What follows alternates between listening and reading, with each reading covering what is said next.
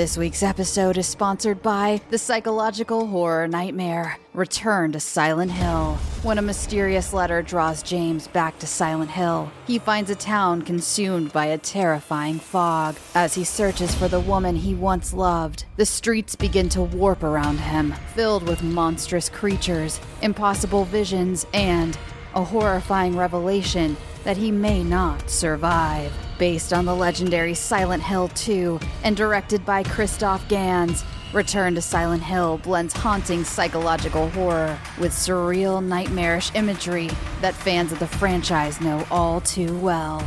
Some truths should stay buried in the fog. Watch now on Screambox.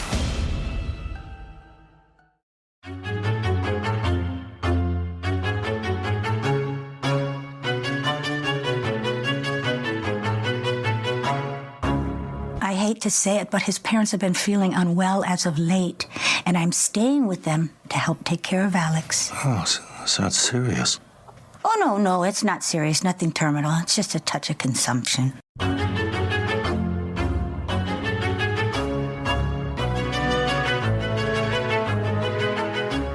Welcome back to Horror Queers. We're talking... I was a lesbian for a while, you know, but it was all just too wet for me in the end. Men are so lovely and dry. We're talking... I have a complete and utter horror of ugliness. And we're talking... I don't know the Russian word for horror, so I sort of thought it sounded like lovely poetry. And I'm Joe. And I'm Trace, and we're talking... Well, I'll put you next to Oliver then. He can molest you instead. Boy. I think it's molest like bother, like... I don't know. Everyone is molesting everyone in this movie. Very true, everyone. We are discussing Emerald Fennell's Saltburn, her second film. Wow, that was a lot of build-up for not a lot. That is what this movie is. Saltburn, Joe. Saltburn. This was a revisit for me, and I mean, for you as well, right? Yes, so I saw this at its Fantastic Fest premiere the last time I was down in Austin, and this was a secret screening that I managed to catch. So went in very cold, didn't know anything about it except for it was directed by her, and I found it to be really charming and delightful. I just had a really good fun time with it. Yes. Charming is... Here's the thing. I know that people have a lot of issues with this film. We're going to talk about the divisive reactions to it. We're going to talk about how people feel like she's doing shallow commentary. It's not biting enough and all that other stuff. Here's the thing. I like this cast of a-holes. Mm-hmm. Like, I don't want to go and spend the summer at Saltburn with these motherfuckers, but I do enjoy watching them get played by, pug-faced Barry Keoghan. So, sure. Yay. Yeah, I think this is a movie where I do think the dreaded discourse with a capital D really, I was just like, really, y'all? Like, this is the hill y'all want to die on with this movie? Oh, yeah. People just wanted to fall all over themselves to hate this movie. And here's the thing. We're also going to have that conversation because I'm not going to lie. I do feel like some of it is weirdly gendered. Some of it is definitely class-based. Like, I did not realize that this bitch was quite so rich, but, Yeah, put that in your back pocket. Because, when we're going through the production, I'm like, okay. Like, some of the things she's saying, I'm like, okay, but you're saying this, but you're also, like, very wealthy. So... You are... These people, you are the Cattons. So what are you talking about? She's probably not this rich, Like, these are probably billionaires that live in this house. But I like this movie. I don't think I'm quite as high on it as you are, but I don't dislike this movie. The reason I'm not as high on it as you are has nothing to do with the discourse surrounding the film. It's weird. I don't really enjoy watching this film, but I don't think it's a bad film. But how many times, I'm going to be a hypocrite, right? How many times do I talk about, characters being not likable isn't a reason to not like a movie? And it's that's not why I don't like it, but it is why I don't like spending time with it. I don't like watching it because of these characters. I just find this movie, I find this movie very fun because I think a lot of the characters are deplorable, but I'm enjoying watching them get their comeuppance. I'm watching all of the gameplay, the manipulation. I think it's opulently made. So it's a visual feast for the eyes. It takes me back to a period in time that I can feel slightly nostalgic for, but also embarrassed, like 2006, 2007, the fashion, the music. Yeah. So I don't know. There's just a lot of things that are really working for me in this movie. And then I think that it is more complicated than people give it credit for. Sure, if you want to say, oh, it's very surface level, there's no subtlety to this movie. I'm not going to disagree with people if that's the reason why this movie doesn't quite work for them. But also, I feel like people like a lot of other similar films, and they don't have the same issues, hence the circling back to the misogyny and other things. But overall, I don't know. It could also be festival brain, right? So I saw this near the end of Fantastic Fest, and it just kind of hit me like a fucking train. It was exactly what I needed and what I wanted at the time. Do you think maybe, would you say she had made enemies in viewers after her debut film, Promising Young Woman, in 2020? I mean, here's the thing. Every single fucking movie. She's only made 3 movies, and every single one that comes out, people are like, what the fuck is that? And like, people just want to fight on the internet about these movies. So part of me is like, I don't know. She's sparking a lot of conversation. And yes, sometimes the conversation shifts into capital D discourse, which is less productive and less interesting. But any filmmaker who is out there ruffling feathers, I'm like, one of us. I guess for me, though, I'm just like, what feathers is she ruffling? Even with this film, and I mean, even Wuthering Heights, too, which granted, I haven't seen Wuthering Heights, but I was just kind of like, what is she doing that is making people so angry? I don't get it. Watching Saltburn, I'm like, what about this is making people so angry? I mean, one of the other fun things that you and I are going to dig into is how there were a bunch of people who got super duper upset about the sexy bits in this movie. And then you and I are over here twiddling our thumbs being like, oh my God, the straights are so boring. Like, sure, there's some hot stuff in here, but let's stop pretending like cum eating is the most shocking thing you've ever seen in your fucking life. Yeah, I would say the borderline necrophilia is the more shocking thing in this movie. I mean, I do enjoy a good dry hump. A good dirt dry hump. Wow. I will say, though, it was so funny because, this was in one of my FYC screeners, like for the year this was up for Oscars and stuff, which it did not get nominated for them. But I had brought it to my parents, and they didn't choose to watch it, but I left it with them because I had already seen it by that point. And like a year later, my dad was like, Trace, have you seen Saltburn? Oh my. But it wasn't that he didn't like, he loved this movie so much. But my dad really let me, again, this is the thing where it's like, yeah, straight people, this was very salacious for my dad. And I was like, oh, good for you. Like, I'm glad you enjoyed this. Yeah. So I think it was a bit of that. I think it was the class critique. And then I think in some ways, this maybe just hit at a point where people were looking for something new and fresh to just get upset about. And maybe it's her ability to read the zeitgeist or whatever. I'm sure we will unpack it and we will hear from folks if we don't address some of their concerns. But I do think that this is also probably the one that sparked the least amount of controversy out of the 3. Because the first one was like, you're not doing sexual assault correctly, which is a much larger conversation, folks. We do have a Patreon episode about that where it's not like one of our super, super long ones, but we did try to interrogate some of the different ways people were processing that. Yeah, I mean, bear in mind, that was 2020, so that was our second year of the show. Yeah, so sometimes we were still, negotiating things and our understanding of things.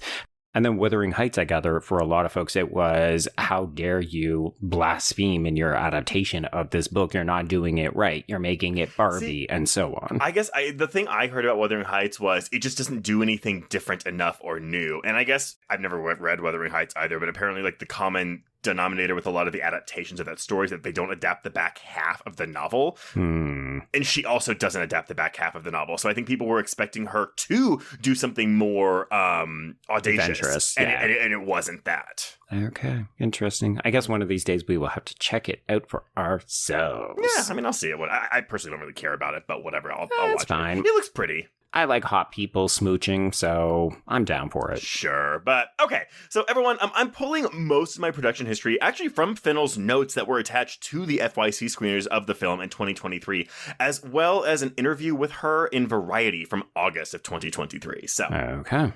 As we said, Saltburn, second feature from British actress and director Emerald Fennell, following her breakout hit Promising Young Woman, which I forgot did win her the Academy Award for Best Original Screenplay. So yes. Maybe because she won that, people were really gunning against her, like first time woman screenwriter. Blah. Yes. I'm sure that did not help. Yeah, but so she did get her start as an actress, though, having small roles in 2011's Albert Nobbs with Glenn Close, 2012's Anna Karenina with Keira Knightley, and 2015's The Danish Girl.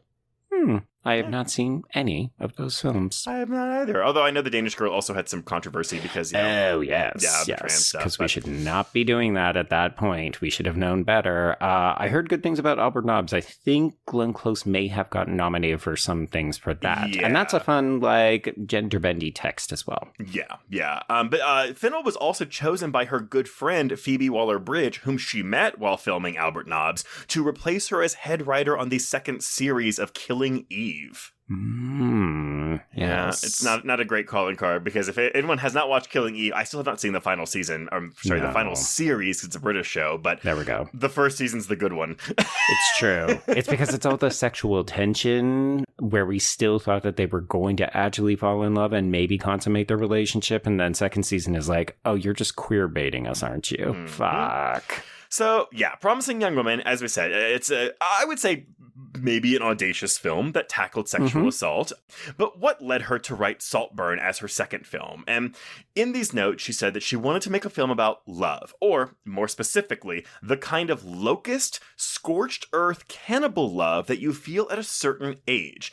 The age when you finally get to be an adult and are still hoping to be a certain kind of person, and the fluctuating identity of that time period of your life. The often unconsummated desire, the sense of becoming another person, or of wanting to take over and be taken over, a theme that she says is really at the center of the Gothic tradition. So she wanted to make a Gothic romance, which she clearly likes, since she did Wuthering Heights as her third film. I do connect with that idea, though. I mean, I'm not sure how you feel about it, but I have been not even in toxic relationships, but relationships that were toxic to me and my self-identity, where I don't even know what the fuck I was thinking, but I was so desperate to be liked by someone or be a sexual partner for somebody that I was willing to compromise on all sorts of aspects of my identity. Who even was that fucking person back then? So I feel that very deeply. I mean, I do feel that, but I also think that's kind of maybe not an issue I have with the film, but because the twist, if you want to call it that, at the end of this film, that Barry Keoghan's character has been orchestrating all of this, there's an artificiality to it. I'm like, okay, well, he's not compromising himself. He's being himself by manipulating these people. Right. Yeah. And see, I would say it's not really a twist, or at least it wasn't for me personally, because it seems very obvious that he is trying to manipulate everything. And then we just get the confirmation of, oh, he was actually pushing a little bit more than we maybe realized. But he always struck me as a con man right from the beginning. I will say I did not see that coming on my first viewing of this movie. Granted, I had heard many, many, many times before, because I saw this very late. But I had heard many times all the comparisons to The Talented Mr. Ripley. And even with that, I was like, I didn't see it coming. Okay. I mean, fair enough. Yeah. So, folks, that's definitely a good comparison. And there's one other one that I'm going to suggest, maybe less well known for folks. There's a 1970 film called Something for Everyone, which stars Michael York and Angela Lansbury. It is directed by Harold Prince. He also does Cabaret. So, yes, we do have Basil Exposition playing bisexual once again. It's almost beat for beat the exact same plot as Saltburn. Interesting. Well, because the difference between Mr. Ripley and this, to me, is, though, we are following Tom Ripley, but we know what he's doing the entire time. There's no pomp and circumstance around it. And I do think that Saltburn is trying to play things somewhat close to the chest. Yes, I would agree with that. Yeah. Now, as for the setting itself, I don't actually know where Fennell found the house that stands in for Saltburn, but it is a real house. Okay. The exterior of it, anyway, and some of the interiors. But the owners requested it not to be revealed. That was part of the contract when they agreed to have it be the setting for the film. UK listeners, we know you know. I'm sure people went and found this place. Yeah, so this has been in their family for generations. It was built around the year 1300 and underwent several transformations, including one in the 1700s when it was refurbished with an ornate Baroque facade.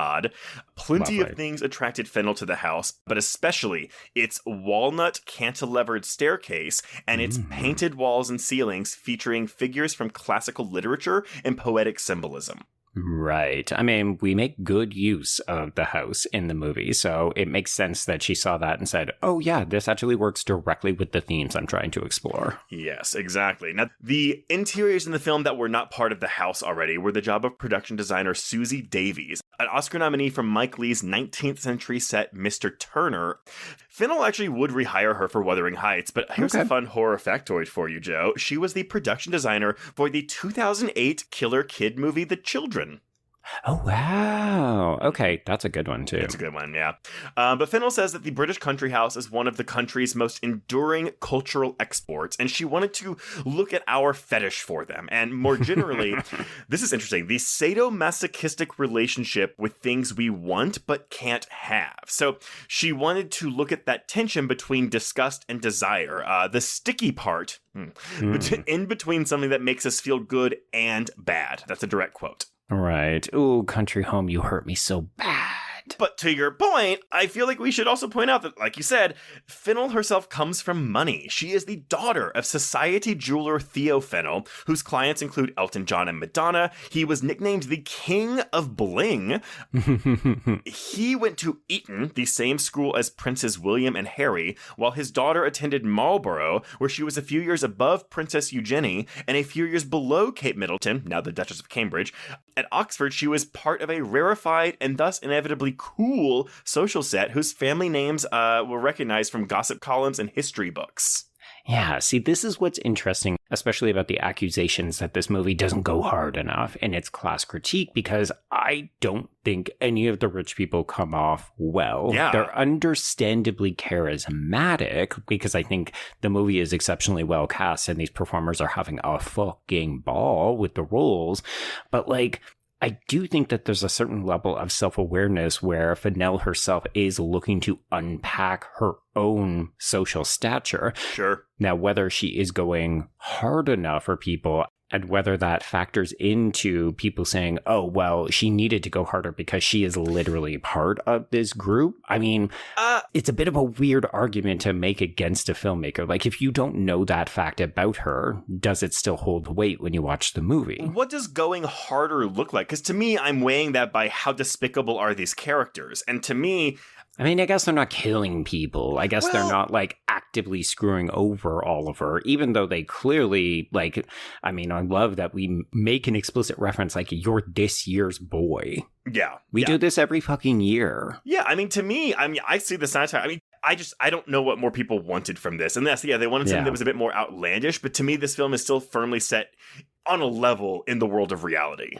Yeah, it's set in a world of reality with characters who do not live in reality because they are so fucking privileged. Like, that's one of the reasons why I was shocked and a little saddened that Rosamund Pike didn't get a supporting actress nomination for this role, because I think that she is such a campy fucking diva. But what really attracts me to her is how Pike seems to understand how to play this role, where she's actually like super nice and heartwarming, but then you pick under the surface and she is the cruelest bitch on the fucking block. Like, the way that we find out that Carey Mulligan's character has died in this movie. I love her line of dialogue about that. It is mean. This is fucking mean. And I guess that is something I kind of did want on my first viewing. I wanted more Rosamund Pike. She's not in this movie enough. Like, and y'all, this movie is 2 hours and like 18 minutes long. Like, is she a long one? I do think it is a bit indulgent on Fennell's part. So I think that's also playing into my, my lower score for this movie. But I would have taken more characters with those kind of acidic lines of dialogue that Pike gets to deliver in this movie. Fair. Yeah. I see what you're saying. I'm not even disagreeing with you. There's a moment where I feel like my attention starts to wane. Spoiler alert, is when Jacob Elordi dies, and then I'm just kind of like, oh. Yeah. The movie just sort of peters out a little bit after that to me. But see, I think the dinner scene where they're all mourning and grieving is one of the funniest scenes in the movie. Yeah. Eat that fucking pie. Yeah, so I remember people taking issue with Saltburn's cast of unlikable characters, but this was all part of Fennell's design. Sure. In that interview with Vanity Fair, she said, "My favorite thing in general is sympathy for the devil. The sorts of people that we can't stand, the sorts of people who are abhorrent. If we can love them, if we can fall in love with these people, if we can understand why this is so alluring in spite of its palpable cruelty and unfairness and sort of strangeness, if we all want to be there too, I think that's such an interesting dynamic." Basically, characters who are easy to hate but impossible to understand. Right. Yes. And I would say mission accomplished. Yeah. And I also do wonder then if some people's dislike of the film is maybe because it makes them feel uncomfortable that they do want some of this stuff. Oh no, I am also in a sadomasochistic relationship with wealth and opulence. Mm-hmm. I'm not going to make a reference to any powerful politicians that so many people still seem to aspire to want to become because they embody the American dream, but the S&M relationship persists. Yeah. No, I do think it's fair to say, though, that Saltburn has a pretty striking look to it. I mean, it's a very lush, gorgeous film. And love it. The design was always an essential component of the film's intricate structure. So Fennell worked with Swedish cinematographer Linus Sandgren to ensure the colors, camera angles, costumes, atmosphere, and light play equaled the energy of the interpersonal dynamics. Sandgren, by the way, also shot Damien Chazelle's La La Land, as well as his controversial film Babylon, which keeps coming into the podcast, Joe. I'm not saying anything except for the fact that that is such a you movie, and I still want you to watch it. You will. Don't worry. I will, when I have 3 hours set aside. The film also has a unique 1.33 by 1 aspect ratio, which was the standard for television before the advent of widescreen TV. Oh. Did you not clock this? I'm terrible at aspect ratios. It doesn't fill your TV. I always need somebody else to tell me about it, and then I spot it. When you see the black bars on the left and right of the screen, it's a not usual aspect ratio. Hey, man, I'm literally trying to keep track of a plot for 2 hours and 20 minutes. That is true. And all these characters, and take down costume details and so on. Give me a break. You mean you don't just take the Wikipedia plot and run with it? No. I know. It's got to come from me, baby. It's got to be my own shitty description. I know it does. Now, Fennell and Sandgren visited the estate and took photos in a lot of different aspect ratios, but they kept returning to the near square. Again, this is why I can't believe it. It's a square image. It's a square. Yeah. But the reason to stick with that aspect ratio, according to Fennell, was that it gives you the impression of peeping in. And that's what Saltburn is. It's a doll's house, and we're all kind of peeping in, scrabbling to get in. Yes, give me that voyeurism, because this movie is all about looking. Oh yeah, voyeurism. When discussing the look of the film, though, Fennell and Sandgren referenced the elegant merchant ivory period classics like A Room with a View and Howard's End. Mm-hmm. I had to look this up because I wasn't familiar with the term merchant ivory. Oh, really? Okay, interesting. So anyone who is like me and doesn't know, merchant ivory refers to merchant ivory productions, but has now become kind of synonymous with a film genre of its own. Basically, a period piece based on a classic novel set in the early 20th century, usually in Edwardian England, featuring lavish sets and top British actors portraying genteel characters who suffer from disillusionment and tragic entanglements. Yes, in short, for the contemporary folks, Downton Abbey. There you go. Now, the main theme of these films also often surrounded a house, which took on a particular importance in many merchant ivory films, and other influences were Joseph Losey's 1971 country house drama The Go-Between, Yorgos Lanthimos' tale of familial isolation Dogtooth, the ITV television production of Brideshead Revisited, even the 1999 film Cruel Intentions. Hey-o. Also Hitchcock, but the thing I find bizarre about all of this is that in none of these things did she say, also the talented Mr. Ripley. Yeah, I wonder if it's just because Ripley is set in Italy, and this is so specifically not that, but come on, folks, come on. I think the problem with all of those descriptors, except for Cruel Intentions, that was a new one that I had not heard compared to, the sexuality is front and center here. Folks, if we get any pushback on this isn't a proper horror film because blah, blah, blah, it's I don't know. This is about a guy who fully kills off an entire family of rich people because he wants to fuck the main guy. Yeah. Just saying. Perfect for our podcast. It's genre adjacent. And to me, it's if we cover the talented Mr. Ripley, it's a sister film to it. Exactly that. One word basically set the tone, though, for the visuals. chiaroscuro, a word that I can never fucking pronounce. Chiaroscuro? I remember the first time I had to say this in the podcast years ago, I 100% said, in front of a guest, chiaroscuro. You know what? It's phonetic. Sometimes you just like spell it like you say it, you motherfuckers. But basically, contrasting lights and dark. So I'm actually a little, maybe not surprised, but I think it would have been interesting to see a black and white cut of this movie. Tricky, because I do think that the colors are so important in this movie. Like, they really, really pop. So I agree. I think it would be interesting, but I do feel like you would lose a lot as a result. And also, I mean, as we've talked about, back in the day when they were just making color films, there were different Oscars and awards for color cinematography and black and white cinematography, because you have to think differently based on what you're doing. And so I think just slapping a black and white filter doesn't really, that's not what you're supposed to do. Yeah. Yes. But Fennell referenced everything from the harrowing Renaissance realism of Caravaggio's paintings to the dynamic lighting of Stanley Kubrick's films to inspire the blend of illumination and shadow. And I do think you can get some Kubrick in this film for sure. Yeah. I love that. Kubrick and Hitchcock were really just referencing all the greats, aren't we? Shocker. Because here's the thing. I think Rebecca is definitely in play for this. Yeah, absolutely. But hey, you know what? Back to The Shining. No blood elevator in this movie, at least. Sir. Saltburn had its world premiere at the 50th Telluride Film Festival on August 31st, 2023, before getting a limited theatrical release, meaning 7 theaters, on November 17th, 2023. Now, don't forget, everybody, it's an Amazon film. Yes, so it expanded to 1,500 theaters the following week and kept that count for so it had 1,500 theaters for 4 weeks and went on to gross $11.4 million domestically and $9.6 million overseas for a worldwide gross of $21 million, but I don't know the budget for this movie, Joe. Right. It's interesting. I had forgotten that this actually went theatrical, which is why I made my super bitchy remark about Amazon, but also because after this movie, Fennell was apparently offered an astronomical sum to make Wuthering Heights with, I think, either Netflix or Amazon. Don't quote me. And she fully turned them down because she said, I want to go theatrical. And that movie made so fucking much money. It made over $100 million for sure at the domestic box office. So I think her instincts were, I want the movie to be seen on the big screen, even though, in this day and age, we all understand a lot of people are just going to wait for streaming.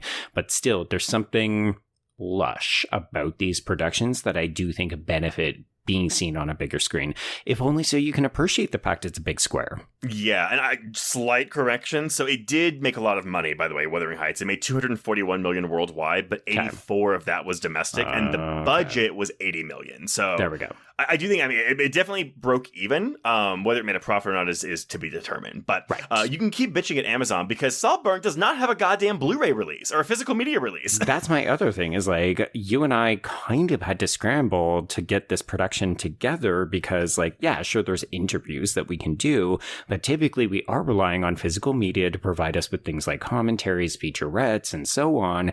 And increasingly, as we move forward in time, we're finding these movies that are just streaming only. And then it's cool, we have no idea how they put the movie together. Yeah. Yeah. Hope we don't lose any, news media outlets like Vanity Fair that are going to actually do some digging into this, because if not, it's I'm glad I kept my fucking FYC booklet that they sent out with the screenplay in it. Yeah.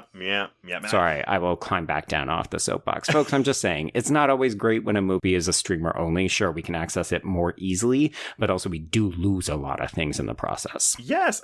I have an entire wall of Blu-rays, okay? Oh, God. Yes. When the world ends, or God forbid the internet craps out, you can't watch things, everyone.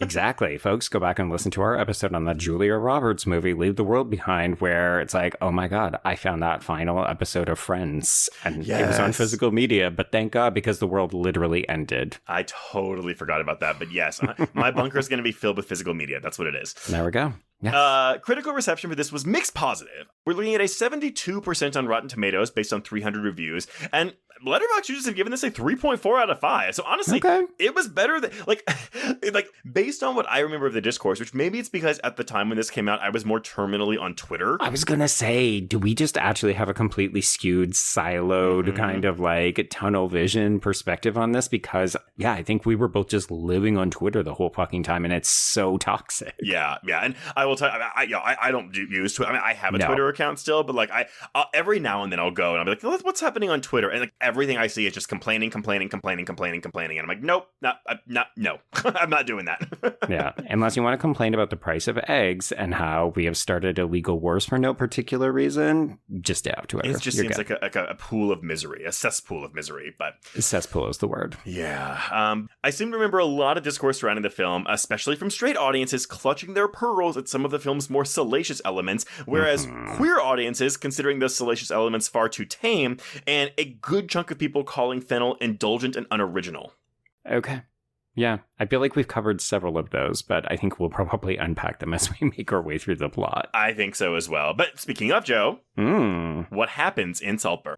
This week's episode is sponsored by the psychological horror nightmare, Return to Silent Hill. When a mysterious letter draws James back to Silent Hill, he finds a town consumed by a terrifying fog. As he searches for the woman he once loved, the streets begin to warp around him, filled with monstrous creatures, impossible visions, and a horrifying revelation that he may not survive. Based on the legendary Silent Hill 2 and directed by Christoph Gans, Return to Silent Hill blends haunting psychological horror with surreal, nightmarish imagery that fans of the franchise know all too well.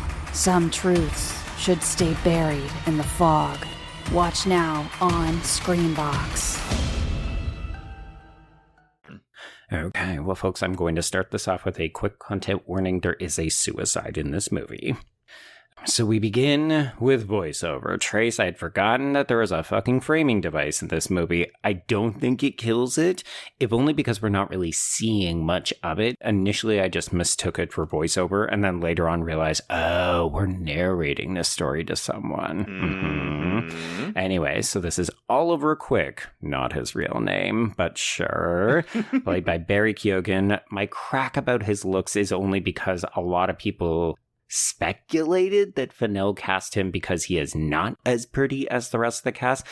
I don't agree with that. The reason I said pug faces with affection, I call Daniel Craig the same thing. They just have a very distinct look about them. Barry Keoghan is hot, and he got bullied off of social media because people don't think he's cute, and or because something happened with Sabrina Carpenter and their relationship went kablooey. But anyway, I think he's a cutie patootie, and he looks really good in this movie. And he's got a very nice cock. He's got a huge cock, apparently. Well, we do get to see it. We see it!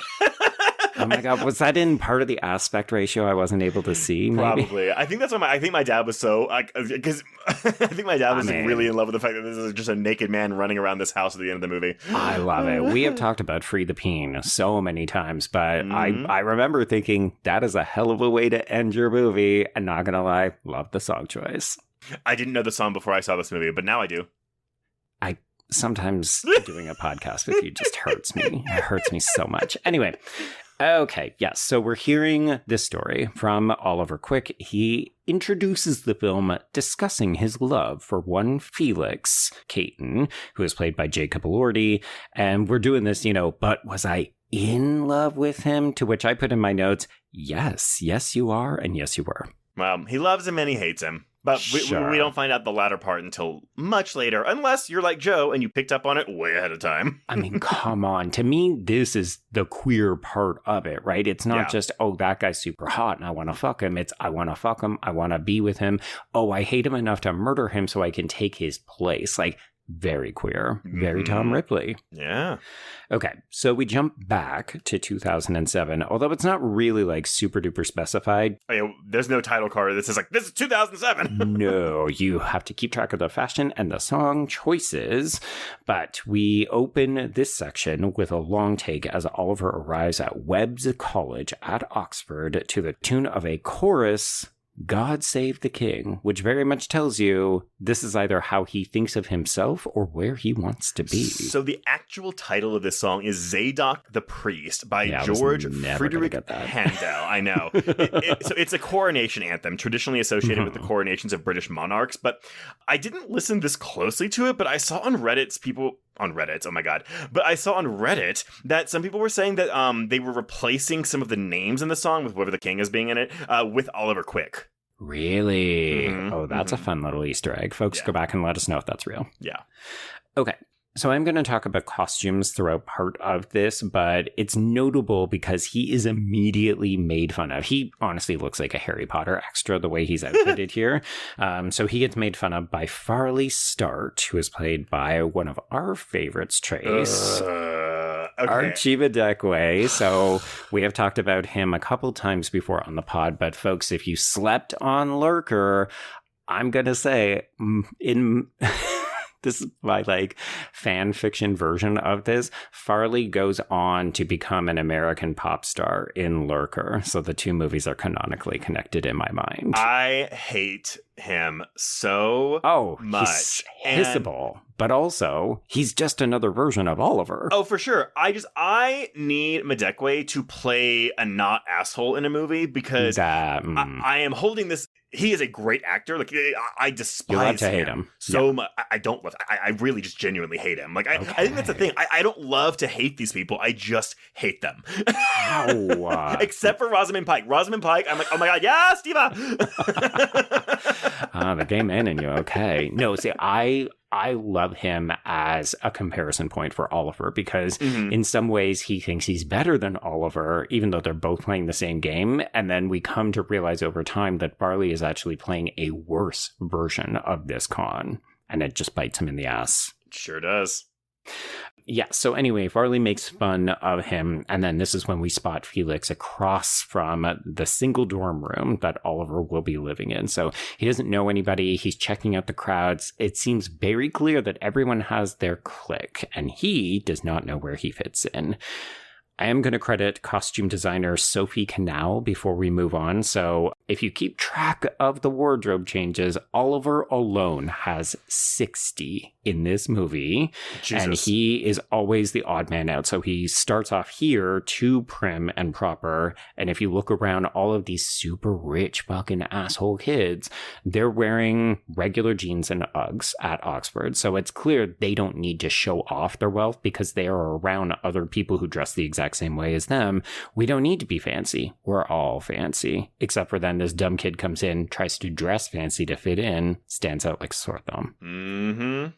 Okay, quickly, other fashion influences, just so I don't have to keep doing this throughout the rest of the episode. Felix is low-key based on Prince Harry.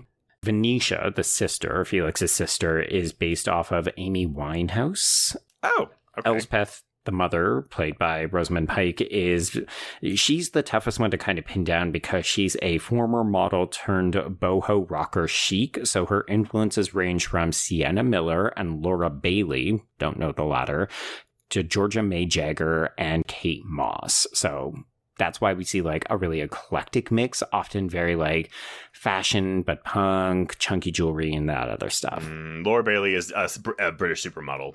Okay, there we go. Yeah.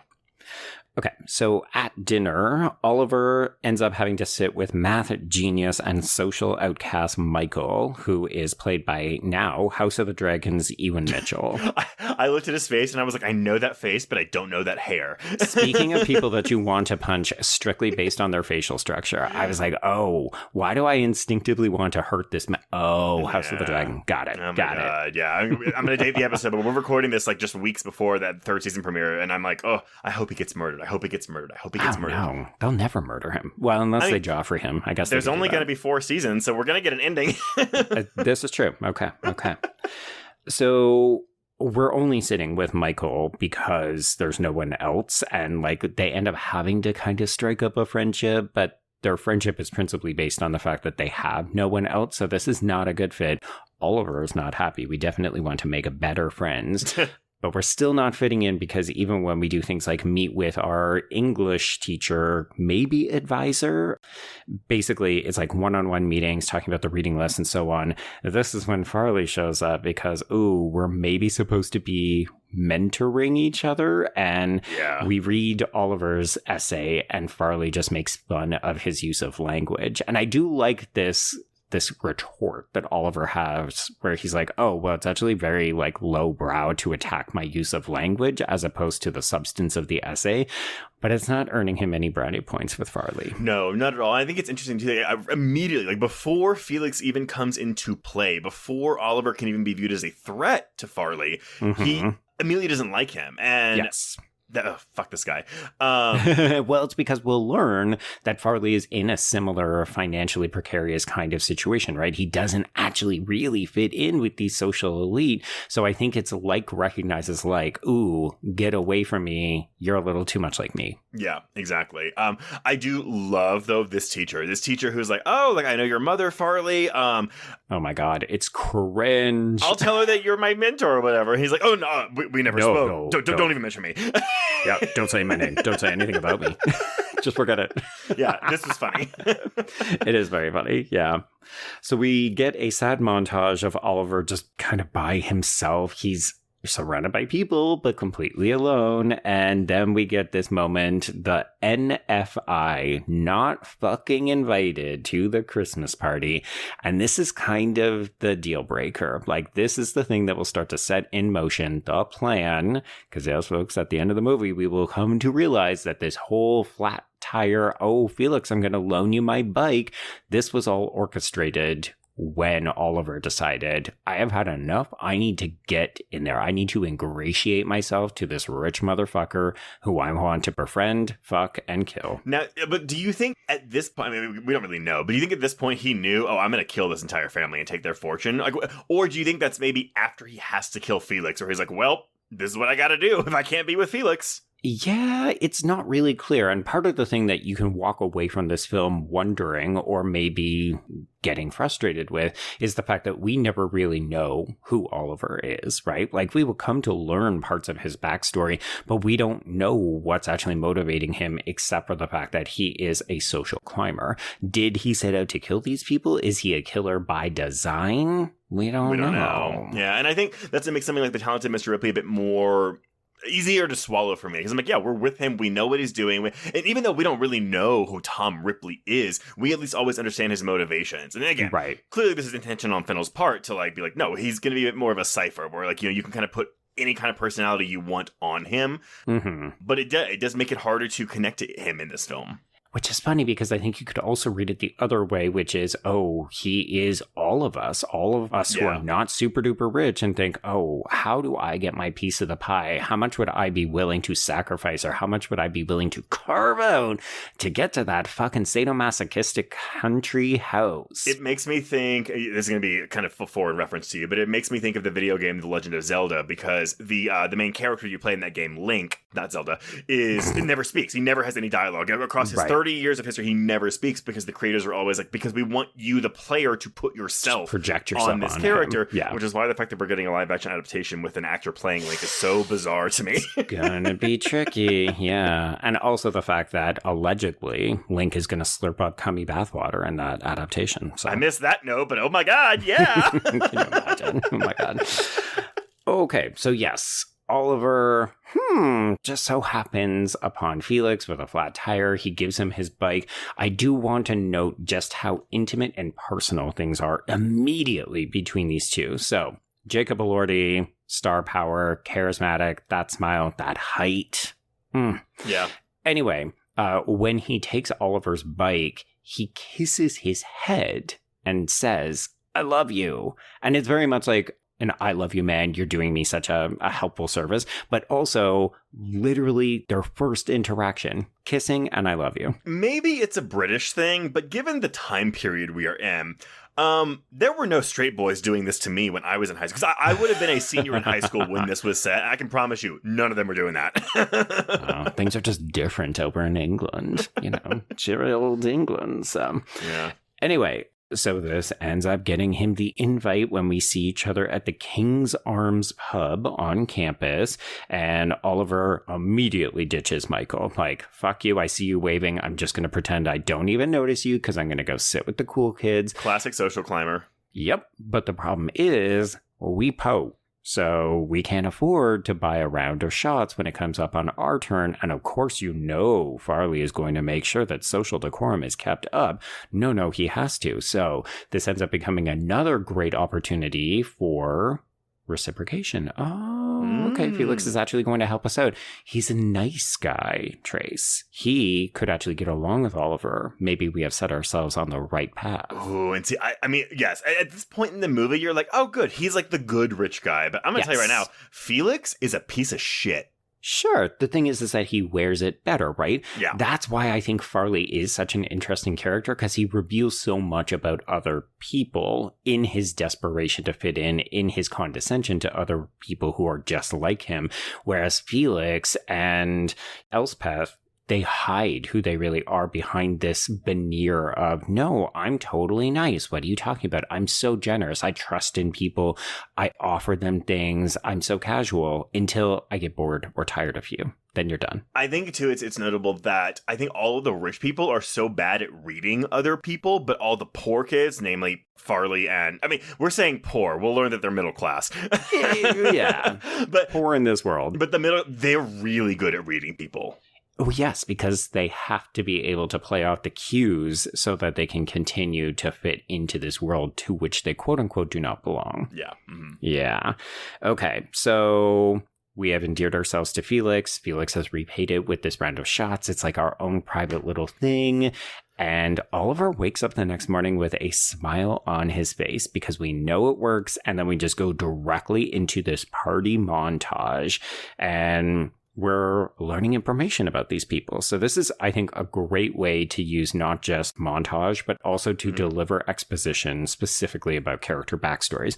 Because this is where we learn that Felix and Farleigh are cousins. The reason that Farleigh has an American accent is because his mother basically had to go to the US, i.e. she got like booted. And then he's been trying to climb his way back up. But even stuff like Felix's father, James, is paying for Farleigh's entire education.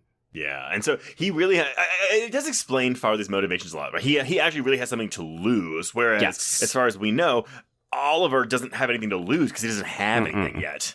Yeah, like he's trying to make the best of it, but Farleigh, it's like, I mean, we do hear that he has been kicked out of every school for, and I quote, sucking off the teachers. Yeah. Not sucking up to teachers, Trace. Did you catch that? Oh, no, I have it in my notes right here. I have the exact quote. But and the funny thing is, the irony here is that if Farleigh would have just been like, go with it, man. Just go with it. He would have been fine. I mean, maybe. Well, he wouldn't have been cut off from the family.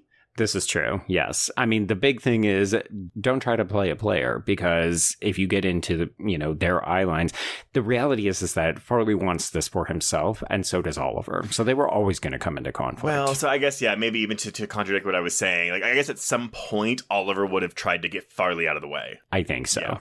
Yeah. He was a barrier. He was blocking access to Felix. Even if he had gone along with things, it always would have been, oh, are you looking at me? Are you trying to figure out what I'm up to? Because if you thwart my plans, then you gotta go. But what sets Farleigh apart from, last year's boy for Felix? Like, why isn't Farleigh one of Felix's boys? Or is it maybe because they're related? Oh, right. Okay, there you go. Technically, it's like, even that's why I think it's really important when Farleigh gets booted out over this Sotheby scandal that Oliver clearly orchestrates after they fuck. Farleigh even tells him, I always come back. I always find a way in. And I think it's because it's a blood relation thing. Yeah, I think you're right. Yeah.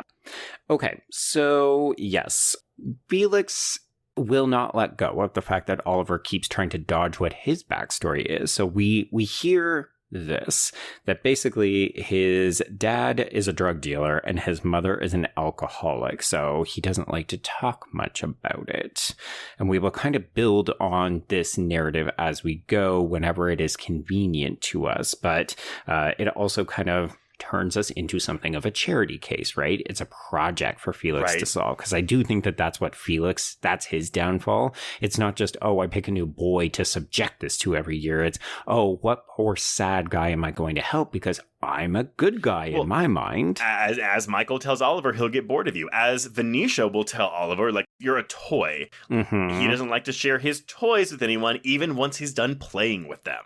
Yes, yeah. I like that Michael actively calls Oliver a bootlicker in this moment. And you're just like, let's keep those S&M ideas floating around. But also, yeah, you're not wrong. Like, basically, Oliver is just doing whatever it takes to stay in with Felix. I mean, look.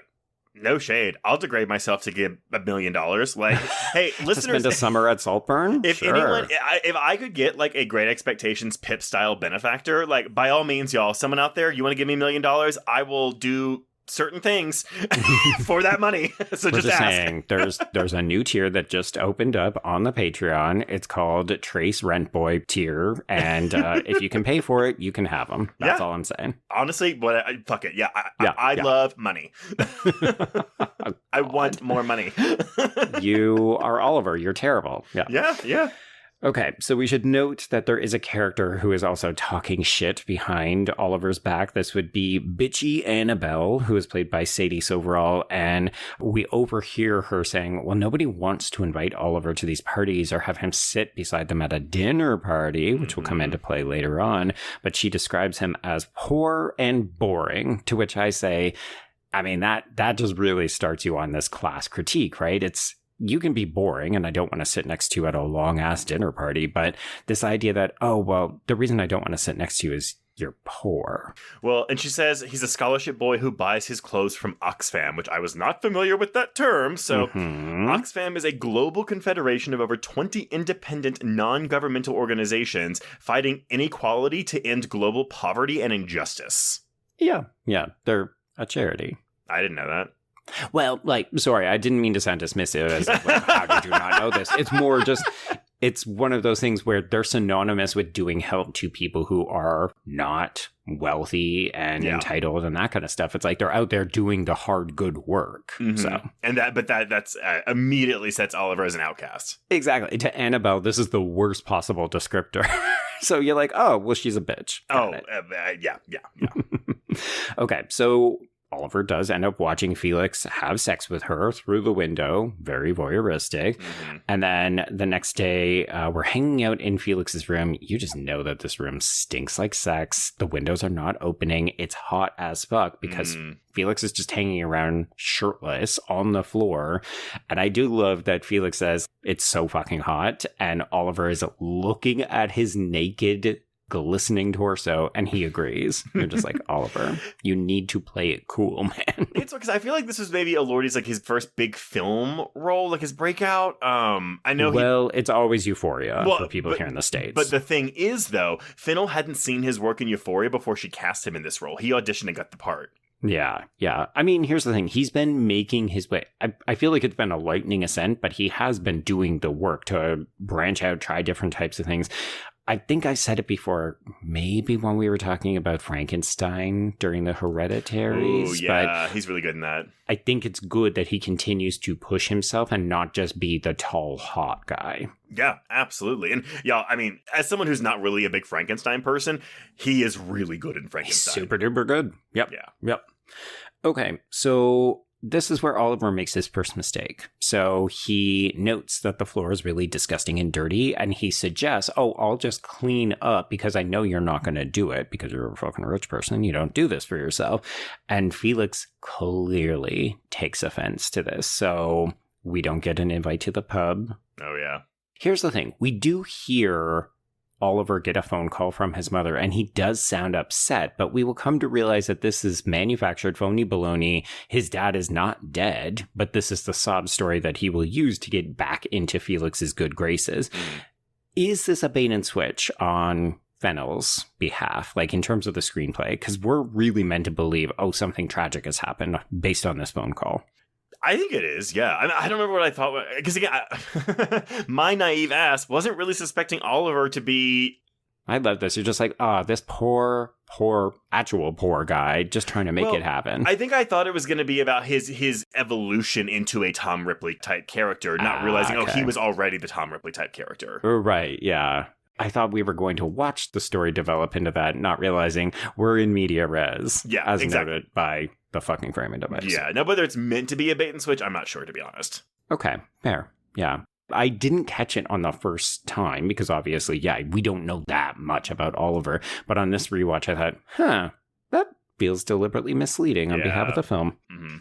Anyway, so we should note that Annabelle has also fallen out of Felix's favor because she did not get an invite to the pub. She is not having sexy times with Felix either. So we try a coupling and Oliver just cannot keep his mouth shut because he doesn't actually care about her. Well, no, but she didn't care about. She is only doing this to make Felix jealous. And as soon as she says, "Do you think he's gonna get jealous?" and he's like, "No, he won't even care." She's like, "Oh, what the fuck am I on top of you right now?" Yeah. It's funny though, right? Because in some ways, I definitely read this as, "Oh, well, Oliver doesn't care about her either. He is also maybe just trying to make Felix jealous." I think the other thing too for me is going back to the whole Fennell's doing this commentary on the rich, but she's also rich herself. I'm like, she's showing them in a really negative light. To me, that says something. Like, she's critiquing her own kind, and maybe she's not critiquing it hard enough, I guess, for some people. But I mean, she needs to be donating to Oxfam. Come on. Yeah, apparently all the proceeds for Saltburn. Come on, Daddy Bling. Give up Elton John's jewels to a good cause. Yeah.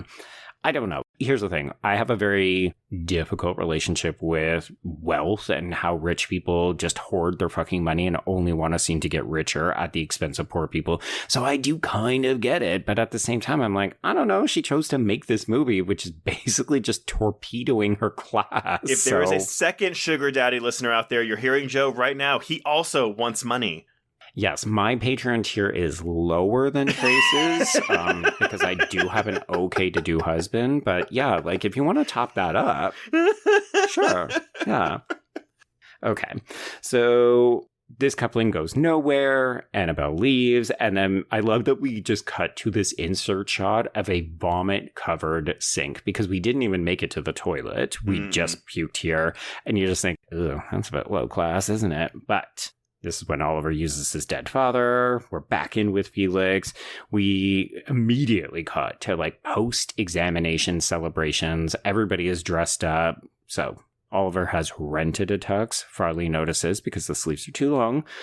But okay, we're going to do this Catton family tradition where we write the dead person's name on a rock. We sit on this bridge. We throw the rock into the water. Like it's a really nice bonding moment between Felix and Oliver. And then this is where we get it, Trace. It might as well be a fucking proposal. Do you want to come and spend the summer at Saltburn? I should note, the literal line is, why don't you come home with me? Honestly, too, the dream is to have a house that has a name. Right? Yeah. Every once in a while when I'm like, I like to walk around and sometimes in richer neighborhoods in Toronto because, the wealth divide is actually pretty significant here in the city. And some of the rich places, they do have their own names. And you're just like, you just live in a fancy part of town. This house isn't even that big. Like, what the fuck are you doing naming this place? I mean, you're not that rich. You know what, though? It's really cool.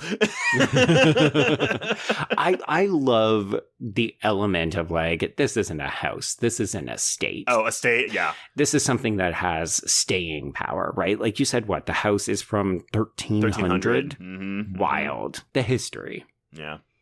Anyway, it's beautiful. I think I wrote in my notes, Oliver gets dropped off by a cab in front of a fucking palace. Opulence. Opulence. They do own everything. 30 minutes into this movie, we get to Saltburn, by the way. There we go. Yeah. Pacing, I think, is pretty good at this point. Yeah. So he is immediately chastised by Butler Duncan, who is played by Paul Reese. You know that this guy's going to be trouble. The fact that he's not more trouble is a bit surprising. I thought the exact same thing. I was like, oh yeah, this guy's going to be all over the place. But he has a much smaller presence than I expected him to. Know who this guy reminded me of? Okay, so it's our favorite movie, starring one Jennifer Love Hewitt and Sigourney Weaver. Heartbreakers. Oh my god, it's oh my god, the bitchy maid. Yes, yeah. Folks, if you've never seen it, there's this hilarious moment where Jennifer Love Hewitt is a con woman and so is Sigourney Weaver, and they marry men or they like date men so that they can steal their fortunes. And there's this one hilarious moment where it's Gene Hackman's housemaid definitely catches on to Sigourney Weaver, and we just have this hilarious transition where she's like, I would never, ever steal from you, and then it's her getting taken away in chains. Yeah, Nora Dunn, by the way, everyone. There we go. Great character, actress. Hilarious movie. SNL alum. There we go. Okay. Anyway, yes. So Duncan does not get into that much trouble, but he never fully comes around to Oliver. You can tell he's keeping an eye on him for most of this movie. Yeah, but I love this tracking shot we get of this tour through the house, though. Oh, yes. We're just following Felix as he is really rushing through this. Like, it's clear he's like, okay, here we go. He's done this so many times. And also, none of this lands, right? It's just, oh, that's Uncle blah, blah, blah, who's a super fucking famous person. Or like this rich artifact, that famous painting. And the wealth just washes over him. This is all just window dressing to him. Yeah, including the bed that apparently still has some of Henry VIII's spunk on it. I mean, delightful. Okay, we've not really talked about the criticisms of this movie lacks subtlety. Okay. But Trace, I did want to bring in this metaphor that we get before we get Felix giving us the tour when we're still engaged with Duncan telling us, hey, we're already doing things wrong. We get this very high angle shot, almost from the ceiling, as Oliver comes into this ballroom. There's a chandelier in the foreground, and attached to it is one of those sticky fly tapes. Oh, yeah. And I was just like, oh, so it's super rich, super opulent, very grand, but also just like the commoners, we gotta catch these fucking flies with this rudimentary, just really garish, out of place contraption. And really, metaphor. Yeah, the fly's a metaphor also for Oliver and Farleigh, I guess. Yeah. So here's the thing, folks. As I said off the top, I'm not going to come down on anybody who says this movie is about as subtle as a hammer to the fucking head. I just don't think it's a negative. I don't think it's a problem. Like, do we need her to wrap this in metaphor? Like, sure, we're going to get to the fucking Midsummer Night's Eve party and the costuming and the Minotaur and the maze. Like, to me, that almost starts to veer into pomp. And just kind of like, oh, aren't I fancy? Look at what I'm trying to do with these hidden themes. Like, I don't think it's bad, but I also don't think we needed the entire movie to do that. Yeah, it's fine. We're still trying to make something entertaining, which is not to say you can't have both, but just, I don't know. It felt like people went into the movie with the daggers drawn. Mm-hmm. Yeah. I agree. Okay, so at the end of the tour, we do discover that we are sharing rooms for the summer, and the other thing we will share is a bathroom in the middle. That will not come into play in any significant way. This bathroom was a set. This was not part of the house, by the way. I mean, it seems too perfectly set up for what the film needs in terms of a set, but yeah. I did have the line as part of the tour. Felix at one point says, I accidentally fingered my cousin here. And I just wrote in my notes, Farleigh? ? Right? Oh my God. I thought the same thing. We don't meet any other cousins. Just saying. So, yes. Okay. We start to get character details from Elspeth. So we don't know anything about any other members of Felix's family except for Farleigh, who's a fucking asshole. But Felix warns, it's super casual here during the summer. Don't worry about anything, except also all dinners are fancy dress. And also you need to shave because Mother has a fear of beards and stubble. And also, we'll learn very quickly, a complete and utter horror of ugliness. Yes. Is that in the movie coming down on Keoghan as well? I don't know. No, because she loves him. She thinks he's very attractive. Well, she loves him in part because he sucks up to her and makes her feel very welcome and rich and beautiful. Yeah. But yes, I agree. Okay, Let's meet the rest of the family, Trace. We have a brief exchange of glances with Venetia, who is played by Alison Oliver. I like her. She doesn't quite get enough to do. I agree. I wish she had more to do. I did not know her when I first saw this movie, and rewatching this, I was like, I still don't know her, and I looked her up. I have seen her before, so but I know her as an American because she was in the HBO show Task with Mark Ruffalo about the task force team. She is the rookie of the team. Oh, I never watched it. I heard really good things about it. Really good. Really. It wasn't really something I was looking to watch. I just kind of I was in a... Stumbled on it. It's because I watched Mayor of Easttown, and it's the same creator. So I was like, yes. I'll watch that. Yeah. Sure. She is really good in Task. Okay. She has more to do in that than she does here. Right. Yeah. It's not that she's bad. It's just that there's so much more we could do with her, and the movie just doesn't quite have time for her. Yeah, I agree. Yeah. Okay, so that's the sister, but into this sort of TV game room, hangout, living room space, we see Farleigh and Felix, and then Felix's father, James, who is Richard E. Grant, who, as I think I've said on the podcast before, I always want to be queer, and I'm always disappointed that he's not. No.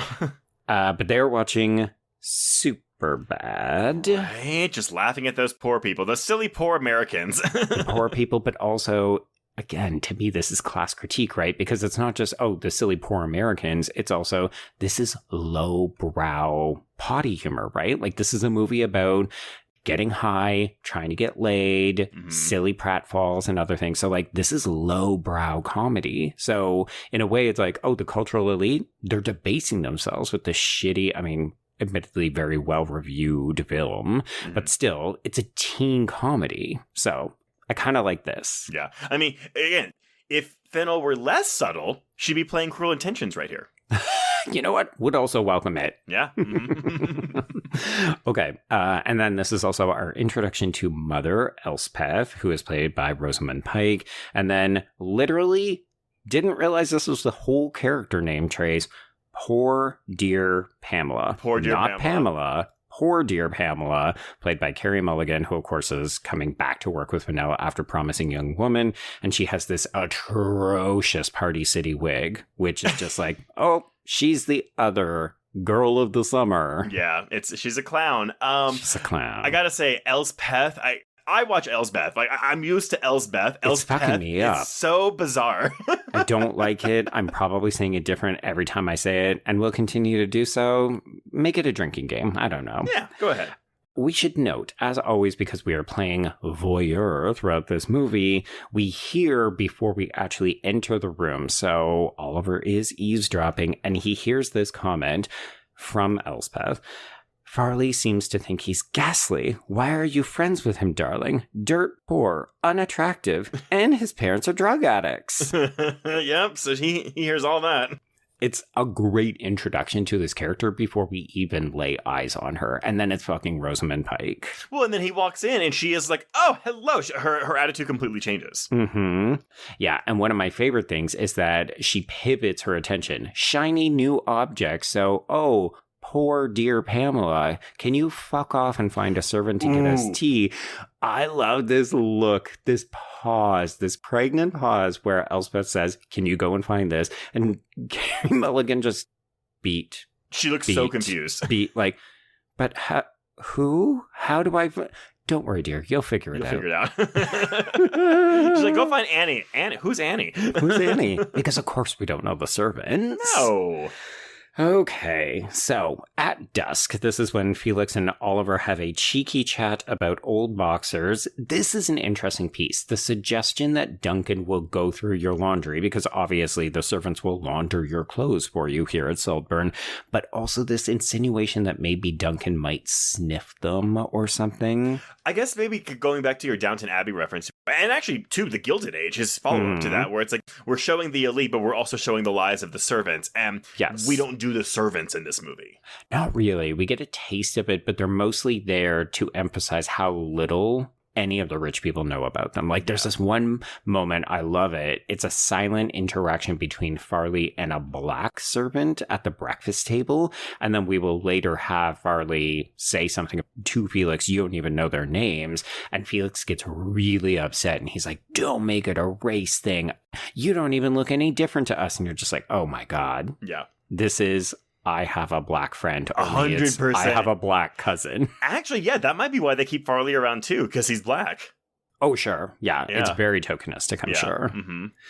Okay, so let's get to dinner. It's our first fancy dress dinner. Actually, that's the wrong use if you're in Britain. That actually means a costume party. It's a fancy dinner. Not a fancy dress dinner. Yeah. So Pamela overshares about her Russian mobster boyfriend. That's why she's landed at Saltburn for the summer. He's malignantly ugly. But I love this moment. It's a fantastic comedic beat, but it also really tells you everything about where we're going to go with Farleigh and Oliver. So poor dear Pamela starts to suggest that maybe she might leave soon. She might get an apartment or maybe even a bedsit, which is an even smaller place of her own. Basically a studio apartment. Yeah. And everybody jumps on this. Oh, it would be such a shame if you had to leave and so on. But like Elspeth's reaction, it's so freeing to live all in one room and much less cleaning to do. And I just wrote in my notes, all caps, like this bitch has ever cleaned. Oh, 100%. You must be desperate to be rid of us. Please, don't. Just go. Mm-hmm. It's so good. Like, oh no, how could we ever lose you? It would be so tragic. Please get the fuck out. All right, so after dark, we've got a half-naked Oliver looking out the window, and he sees cold-blooded Venetia outside. And when he goes out to see her, she notes that he's so real, which makes him better than last year's one. I do love that we never see who last year's one is. That body is buried somewhere in the middle of the maze, I'm guessing. It would be funny to reveal that they are actually also murders and they just get rid of the poor people, right? Oh my god. We're sitting here talking about the fucking Kubrick and Shining shit. I'm like, yeah, there's a fucking hedge maze in this movie. Yeah, there sure is. Yeah, we apparently hired, I should have looked up his name, but the maze is a real maze to scale. And it was apparently devised by a guy who makes mazes all around the world. He's renowned for them. But apparently there was a super complicated way to solve it. And then there's a shortcut. And you're supposed to note that Oliver takes the shortcut to get to Felix so that he can kill him. Because he studied the maze and Duncan will take notice of it. Anyway, yes. So then we jump to the next morning, and this is where Oliver has to learn rich people are not just like us, because he shows up and he thinks he can just order breakfast, and he has to awkwardly learn, oh, there's a very specific way that breakfasts are delivered, and it's so uncomfortable. Very because much so. How could you fucking know that the eggs are the only thing you order, Trace, and then everything else is just on the table and you serve yourself? Yeah. And he complains about the runny eggs. I'm like, you ordered over easy, dude. Like, that's kind of the risk you run. I thought he ordered fried eggs. But aren't over easy also fried? Like, you're fried? Oh. No. Well, it's like ordering a steak, you know? Like, I want fried eggs over easy. I guess I took this to be he ordered something very low brow. Like you should be ordering poached or something, right? Because we can do that. And that's why they deliver. And it's basically just runny eggs on a plate because they've never had to make fried eggs before. Oh, I get it. And he's wanting something that's more like, he wants it cooked. He wants it over hard, basically. Yeah. Okay, so next, things are going to get good again. So we arrive at naked time in the field, and this is where we notice that, yes, Barry Keoghan has a giant cock because Farleigh takes note of it. We don't see it, but yes, we don't see all of them are like, oh, okay. Good for you, I think someone says. Also, they're reading Harry Potter, so sign of the times. 100%, yeah. And all of the montage that will happen that follows is set to MGMT's Time to Pretend, which I double-checked it because I was like, I could have sworn that song came out way later, but it turned out it was actually on an EP that was released in 2005, and then it was on a later album of theirs, so fuck my drag. Okay. Anyway, yes, the other notable text that tells us definitely 2006, 2007, they're watching The Ring. Yeah, I did enjoy that. Okay, yes, we notice that Oliver has researched Saltburn. He's very eager to impress James. Duncan does not appreciate this. There's also a brief moment in this montage where we see Oliver drinking champagne from Felix's bottle. And it's like he's a dog that Felix is watering. Well, I mean, he is Felix's pet, his trendy pet of the year. There we go. Yes, we're just saying the Oliver tier is now open on Patreon if you would like to simulate this scene with Trace later on. If you want me to, hey, look, pup play's a thing. It's not really my cup of tea. Actually, it's not my cup of tea, period. But for $1 million, it will be. There we go. Okay. So let's get to the infamous bath sequence. So Oliver, because we are sharing a bathroom, he observes Felix masturbating in the bathtub. I like the way that this is shown. It's very obvious what is happening, but we focus on Elordi's neck and... Yeah, it's more erotic than it is sexual. Yeah. But also, we're not trying to hide what is going on. No. And then, of course, the part that everybody lost their fucking minds over, Oliver goes in and slurps up the bathwater before it can go down the drain. So, here's the thing. This is not gross to me. What is gross is the fact that he tongues the goddamn drain, which is fucking sick. I mean, you know where the cum was because it just came out, but we don't know where that drain has been. Which, again, like, it's on the hole, right? Like, he's basically rimming this bathtub. Yes, yeah. But if you can't have the object of your affection, rub the thing that your object of affection was sitting on top of. Yeah, but at the same, I mean, look, I have never drank someone's dirty, cummy bathwater, but is this really hot? Yes. It is. I mean, I'm for sure this is a kink awakening for some people in this audience, right? But yeah, I mean, I think it's this idea, like, had we just seen cum on a black tile or something, right? And then Oliver slurps it up, would it be less evocative? Would people be in less of an uproar? I don't know. Like, part of me was truly, is it the bathwater or is it the cum or is it just yes? It's the drain for me. But okay. But here's the thing, y'all. I did kind of like raise my hackles a bit when I saw a bunch of queer people being like, "Oh, look, straight people are so boring. Like, this is nothing." I was like, for a good chunk of society, this is pretty unusual. Yeah, I would say so. Like, this is a kink or a fetish of some kind that I don't think that, the majority of society. So, I mean, yeah, I get why people would look at this and be like, "Oh my God, like, this is, I've never seen anything like this before." Because think about the type of people that this movie's attracting too. Because this is probably also attracting people that would go for those Merchant Ivory films. This probably got like some 80-year-old woman in this theater being like, "What the fuck am I watching?" Especially when you think, oh, it's the next film after this Oscar-winning writer. Yeah. And this was in the Oscar running too. Yeah. It's interesting because we have not a dissimilar sequence in All of Us Strangers, which is admittedly a much smaller film. It didn't ever get the prestige that this film got, but I don't remember quite the same uproar about that sequence where we get Paul Mescal and Andrew Scott, slurping cum off each other's chests. But it is interesting to see that this is sort of a new progression. Like, for a while, no penises, and then prosthetic penises were everywhere. And now it's like, oh, yeah, we're going to do a little bit of cum play now. Well, and yeah, maybe the idea of cum, because I mean, outside of like swallowing during a blowjob, like how much cum eating do we really have in movies? It's very rare. Exactly. And but I think it's men eating cum. Yes, absolutely. Absolutely. I mean, look, honestly, I actually did think that that scene in All of Us Strangers was a bit more salacious than this, because I was like, I think so too. Yeah, we're just seeing him like lick cum off of his chest. I was like, oh, wow, okay, like, this is pretty hot. It's super fucking hot, folks. Stay tuned. We will cover All of Us Strangers on the pod at some point because that movie is devastating, but also hot. Yeah, I've only seen it once because I haven't wanted to feel the way that movie made me feel. Like, talk about an ending that I did not see coming. Yeah, hard to lick up that semen. Okay, so speaking of sex, that night, Elsbeth tells Oliver about her daughter's sexual incontinence and fingers for pudding disordered eating. That is one hell of a way to talk about bulimia. Your daughter. Yes. But yes, yeah. I agree, yeah. This is all happening at like the very fancy drinks out on the lanai kind of thing.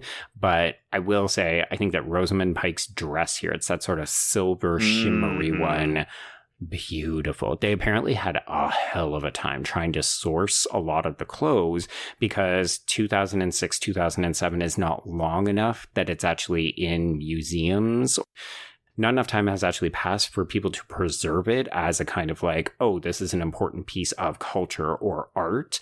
So they ended up having to go to a lot of like used clothing stores and even ask for private donations. But they did work with, I want to say 6 or 7 couture houses and be like, hey, do you have reproductions of super fucking fancy haute couture clothes that we can use for the production? Oh, wow. Okay. So I think this is one of them. That's always something, too, where I would love to be an actor, have to wear all these clothes, but they don't get to keep these clothes. No. I think every once in a while they'll negotiate to steal an iconic piece of wardrobe, but I think... no, I think in movies as well, but it depends on, is it on loan, right? It's like wearing jewelry to the Oscars or something. Right. You're not keeping that. You got to give it back after the show. Yeah. But this is also when Oliver starts digging his claws into Elspeth. I actually, this is one of my favorite moments of acting from Rosamund Pike, where she's, he says like, I think that, Pamela's probably lying about her thing. And she's like, yes. It's clear she did not think that. No, at all. But he's so perceptive. And the reason that poor dear Pamela has come up is because we learn here she's just been sent away. Like, guess what, everybody? Carey Mulligan out of this movie. Yeah, I fully, on the first viewing, I thought she was going to come back at some point, but 100%. no, she is gone. She's gone. No, it's like a cameo. But, okay, so that night, Oliver hooks up with Venetia in her see-through night dress. Oh, this also got people's hackles raised. Well, how dare we suggest that a woman might want to have sex when she's on her period, Trace, and then a man goes down on her and has period blood on his face. It's just not proper. And then he rubs that blood on her lip too. Honestly, because I saw this, I feel like in close proximity to the Netflix release Fair Play, which also has a period blood cunnilingus scene. Here's the thing. I like it in both because, again, we're just like normalizing periods. We're normalizing kink. Yeah. We're normalizing people having sexy, fucking healthy appetites. I'm here for it. Like, you know what? It might make some people uncomfortable, but let's all get a little more used to it. 100%. Also, everyone go watch Fair Play. It's fucking awesome. Really good movie. I love Oliver's line to her. She's like, wait, no, it's not the right time of the month for you to be doing that. And he goes, lucky for you, I'm a vampire. Yes. Again, not subtle because he's definitely a fucking vampire that is going to suck this family dry. Yeah. Which is great. So... we should note that they have not done this unobserved, though. So Farleigh has been watching them because, again, voyeurism is the thing about the film. And he just says, you stupid little boy, because now he's got ammunition that he's going to take to Felix. Which I was like, he should have taken a video, but I forgot it's 2007. Well, I mean, yeah, he might have had a camcorder. Yeah. Okay, so at breakfast, Venetia follows through. So part of the deal was that I will fuck you or we will have sex if you stay at the table and eat. So he's actively trying to address the bulimia, but I think this is just because he wants to prove that he can. Yeah. It's a control issue. 100%. Yeah, so Venetia follows through. She just sits there and gobbles everything down. She's super happy. Look at how easy it is to get over an eating disorder, Trace. Yeah, it's easy for the rich. Oh, I don't even know if I feel comfortable with that. But yes, so we hear that James is planning a dinner party. And we're joking that all of the men who attend will all be named Henry because we only have rich friends named Henry. Yeah, they call them the Henrys. This is the moment where we get Farleigh and the Black Servant. And we also learn that Oliver will be celebrating a birthday at Saltburn over the summer. He doesn't normally celebrate. And this year we should do a Midsummer Night's Dream theme. Yeah, my favorite Shakespeare comedy. I also love Elspeth being like, oh, how many people? 100 people? No, 200. It invariably ends up being 200. I'm like, of course, a wedding ends up invariably being 200, not a fucking party. Well, yes. And I can't remember the site, but somebody kind of made this observation that in some ways, Saltburn itself is a kind of vampire, and we make sacrifices. Like, that's who these poor boys are that we invite every summer, is like we're kind of sacrificing them like the pig roast that we see at Oliver's party. Every year, we do this to one poor person. And also this entire conversation, I'm like, who the fuck are you inviting to this thing? Like, none of y'all Just know all other of his rich friends. people. Yeah, it doesn't matter, right? Because I think Oliver even says, I don't have that many friends. And it's like, oh, sweetie, this is never about you. Actually, one of my favorite, like, mean, funny moments in this movie is when they're singing Happy Birthday to him at the end, and no one remembers his name when they get to it. Yep. Yeah. It's, again, not subtle. Doesn't matter. It hits like a freight train because you just realize, like, you could be anybody. You're just the person we're throwing the party for, but you don't matter. And I think that's, for most of this movie, you're like, oh, wow, Oliver is debasing himself to get rich. Which, again, everyone will do. Will do. Yes, yes. But it's uncomfortable. But then, of course, you realize, once the twist out, or the reveal, if you want to call it that, happens, you're like, oh. He's giving as good as he gets. Yeah, exactly that. Yeah, which I do kind of love, again, right? If you do want to think of it as something of a twist ending, I love this idea that we felt bad for him because they were fucking around with him all summer long, and he was fucking right back. I like it. Okay, so Felix ends up confronting Oliver about sleeping with his sister. Clearly, this is a no-no. Again, it's not like we said my sister is off limits or anything, and it's not as if she wasn't out fucking under the window Romeo and Julieting, hey, come and sample my goods. But clearly this has happened before, and it is a social faux pas. So Felix normally would get rid of people for this. Farleigh obviously wanted this to happen, except Oliver knows how to twist this around.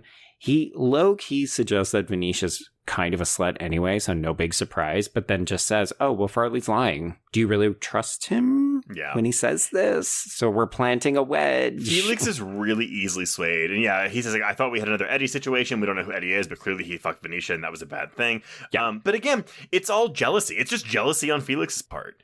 Yes. Yeah.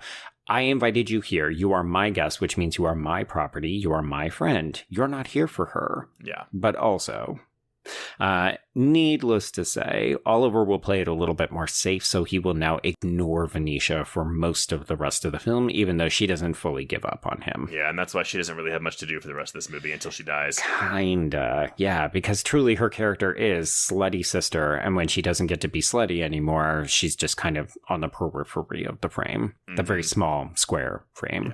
Yeah. Okay, so this wedge that Oliver has inserted between Felix and Farleigh starts to pay off, because this is when Farleigh makes his mistake of suggesting it's about race with the servants we can't name. The line is, Farleigh, are you making this a race thing? What the fuck? We're your family. We hardly even notice that you're different. Oh, sweet God. I don't see color. Truly that, right? Yikers. Okay, so it's time for the Henry's dinner. Venetia hints that Oliver is just another toy. Yep, so we talked about that. And then Oliver, unfortunately, has to sit by no one he knows. So we are seated next to Lady Daphne, who is played by Lolly Adefope. Okay, so you probably don't know this actress, but I do not. She is from the UK version of Ghosts. Oh, okay. Yeah. She's the flighty, oh God, she's not the heady. She's like a flighty Renaissance lady, though. Oh, so she's more of a flower. Yes, exactly. But instead of a hippie, she's like a Renaissance lady. Okay, interesting. Interesting.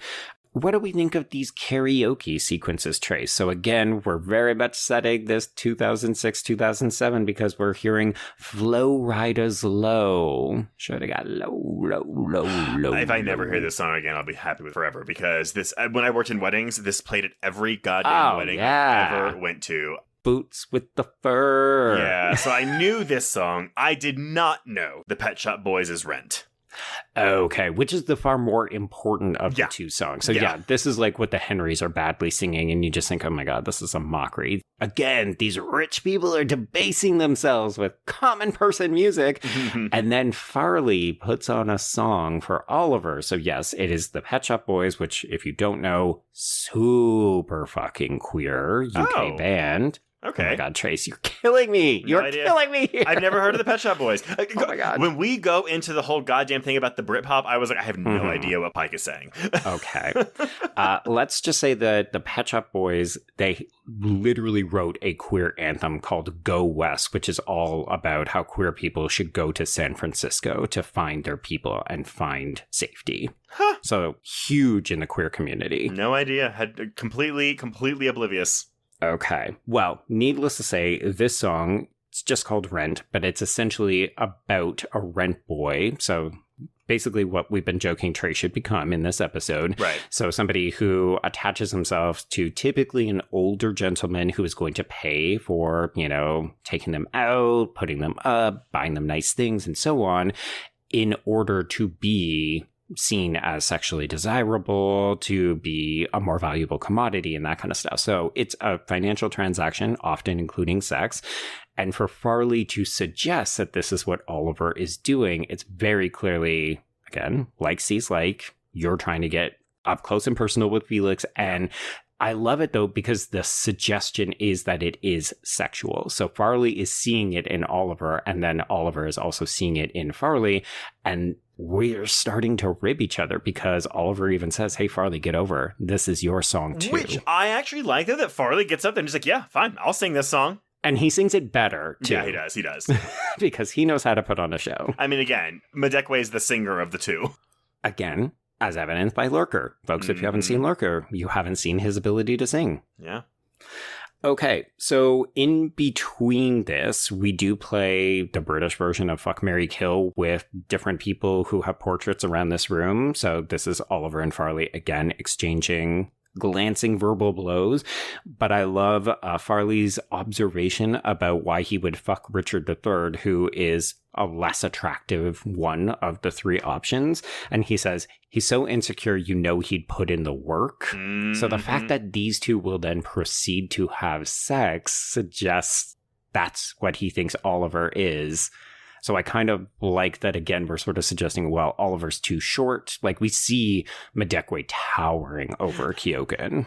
It's so funny. So I watched this. Yeah, I've talked recently how I've been doing a Scrubs binge. And right. Eliza Coupe is in the last 2 seasons of Scrubs. And she has a bit where she's really into fat guys.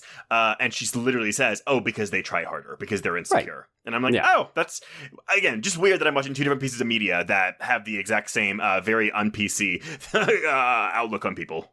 True. Yes. Okay. So can we talk a little bit about this sex scene? It's not protracted. I found it is filmed in such a way to be open-ended because I couldn't figure out.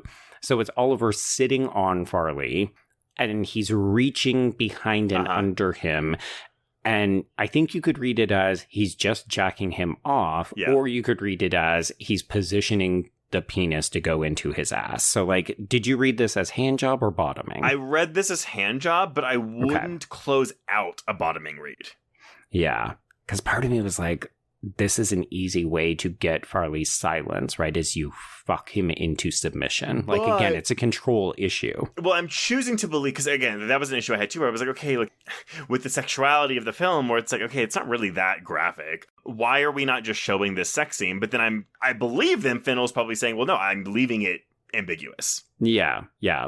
At the end of the day, we know that they have some kind of sexual encounter here. It is slightly unclear as to the complete nature of it. I'm going to say we don't get any real graphic nudity or sex scenes in this movie. Like when we saw Felix fucking Annabelle. Well, yes. I would say the graphic nudity there, though, is almost presented more in a celebratory, comedic fashion. Right, but we're still showing a limp dick flop around for 2 minutes. Yeah, but we're not seeing anybody get fucked with, like, titties against the window or something. Right. And again, with this scene, I'm just like, Farleigh and Oliver, if y'all just work together, like, y'all could get a lot accomplished. Yeah. You could have Leopold and lobed this bitch. You could have taken out the whole family with the two of you. But here's the thing. Then you would still have to work together. And the fact is neither one of these wants the other person around, right? It's like, no, this is my score. Get your own con. Both of them are too selfish. Because deep down, they're just as bad as these people. Sure. They want it. And they want other people to not have it. Mm-hmm. Yeah.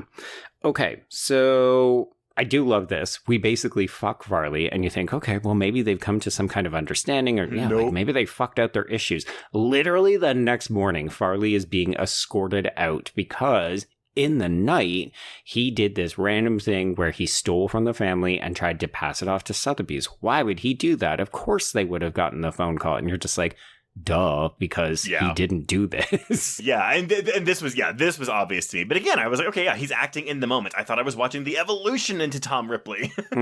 Right, yeah. One of the things that we talked about with poor dear Pamela is the fact that she is just sent away off screen. You know, we hear her mention it at the dinner, and then she's just gone. And the exact same thing happens with Farleigh, and then you're waiting to see if it ever gets brought up. Like, is anybody going to say, hey, where's Farleigh? Oh, this happened? And we don't, right? So we just have James and Elspeth talking about how nice the weather is. Oh, it's like the Bahamas. Bliss, bliss, bliss. You're like, my God, people are just coming in and out of your lives and you don't even fucking care. You're not even going to say anything about it. Like, I would be gossiping about someone trying to steal from my family for months. Yeah, right? For them, it's just like, oh, that was yesterday. Who cares? It's over. Mm-hmm.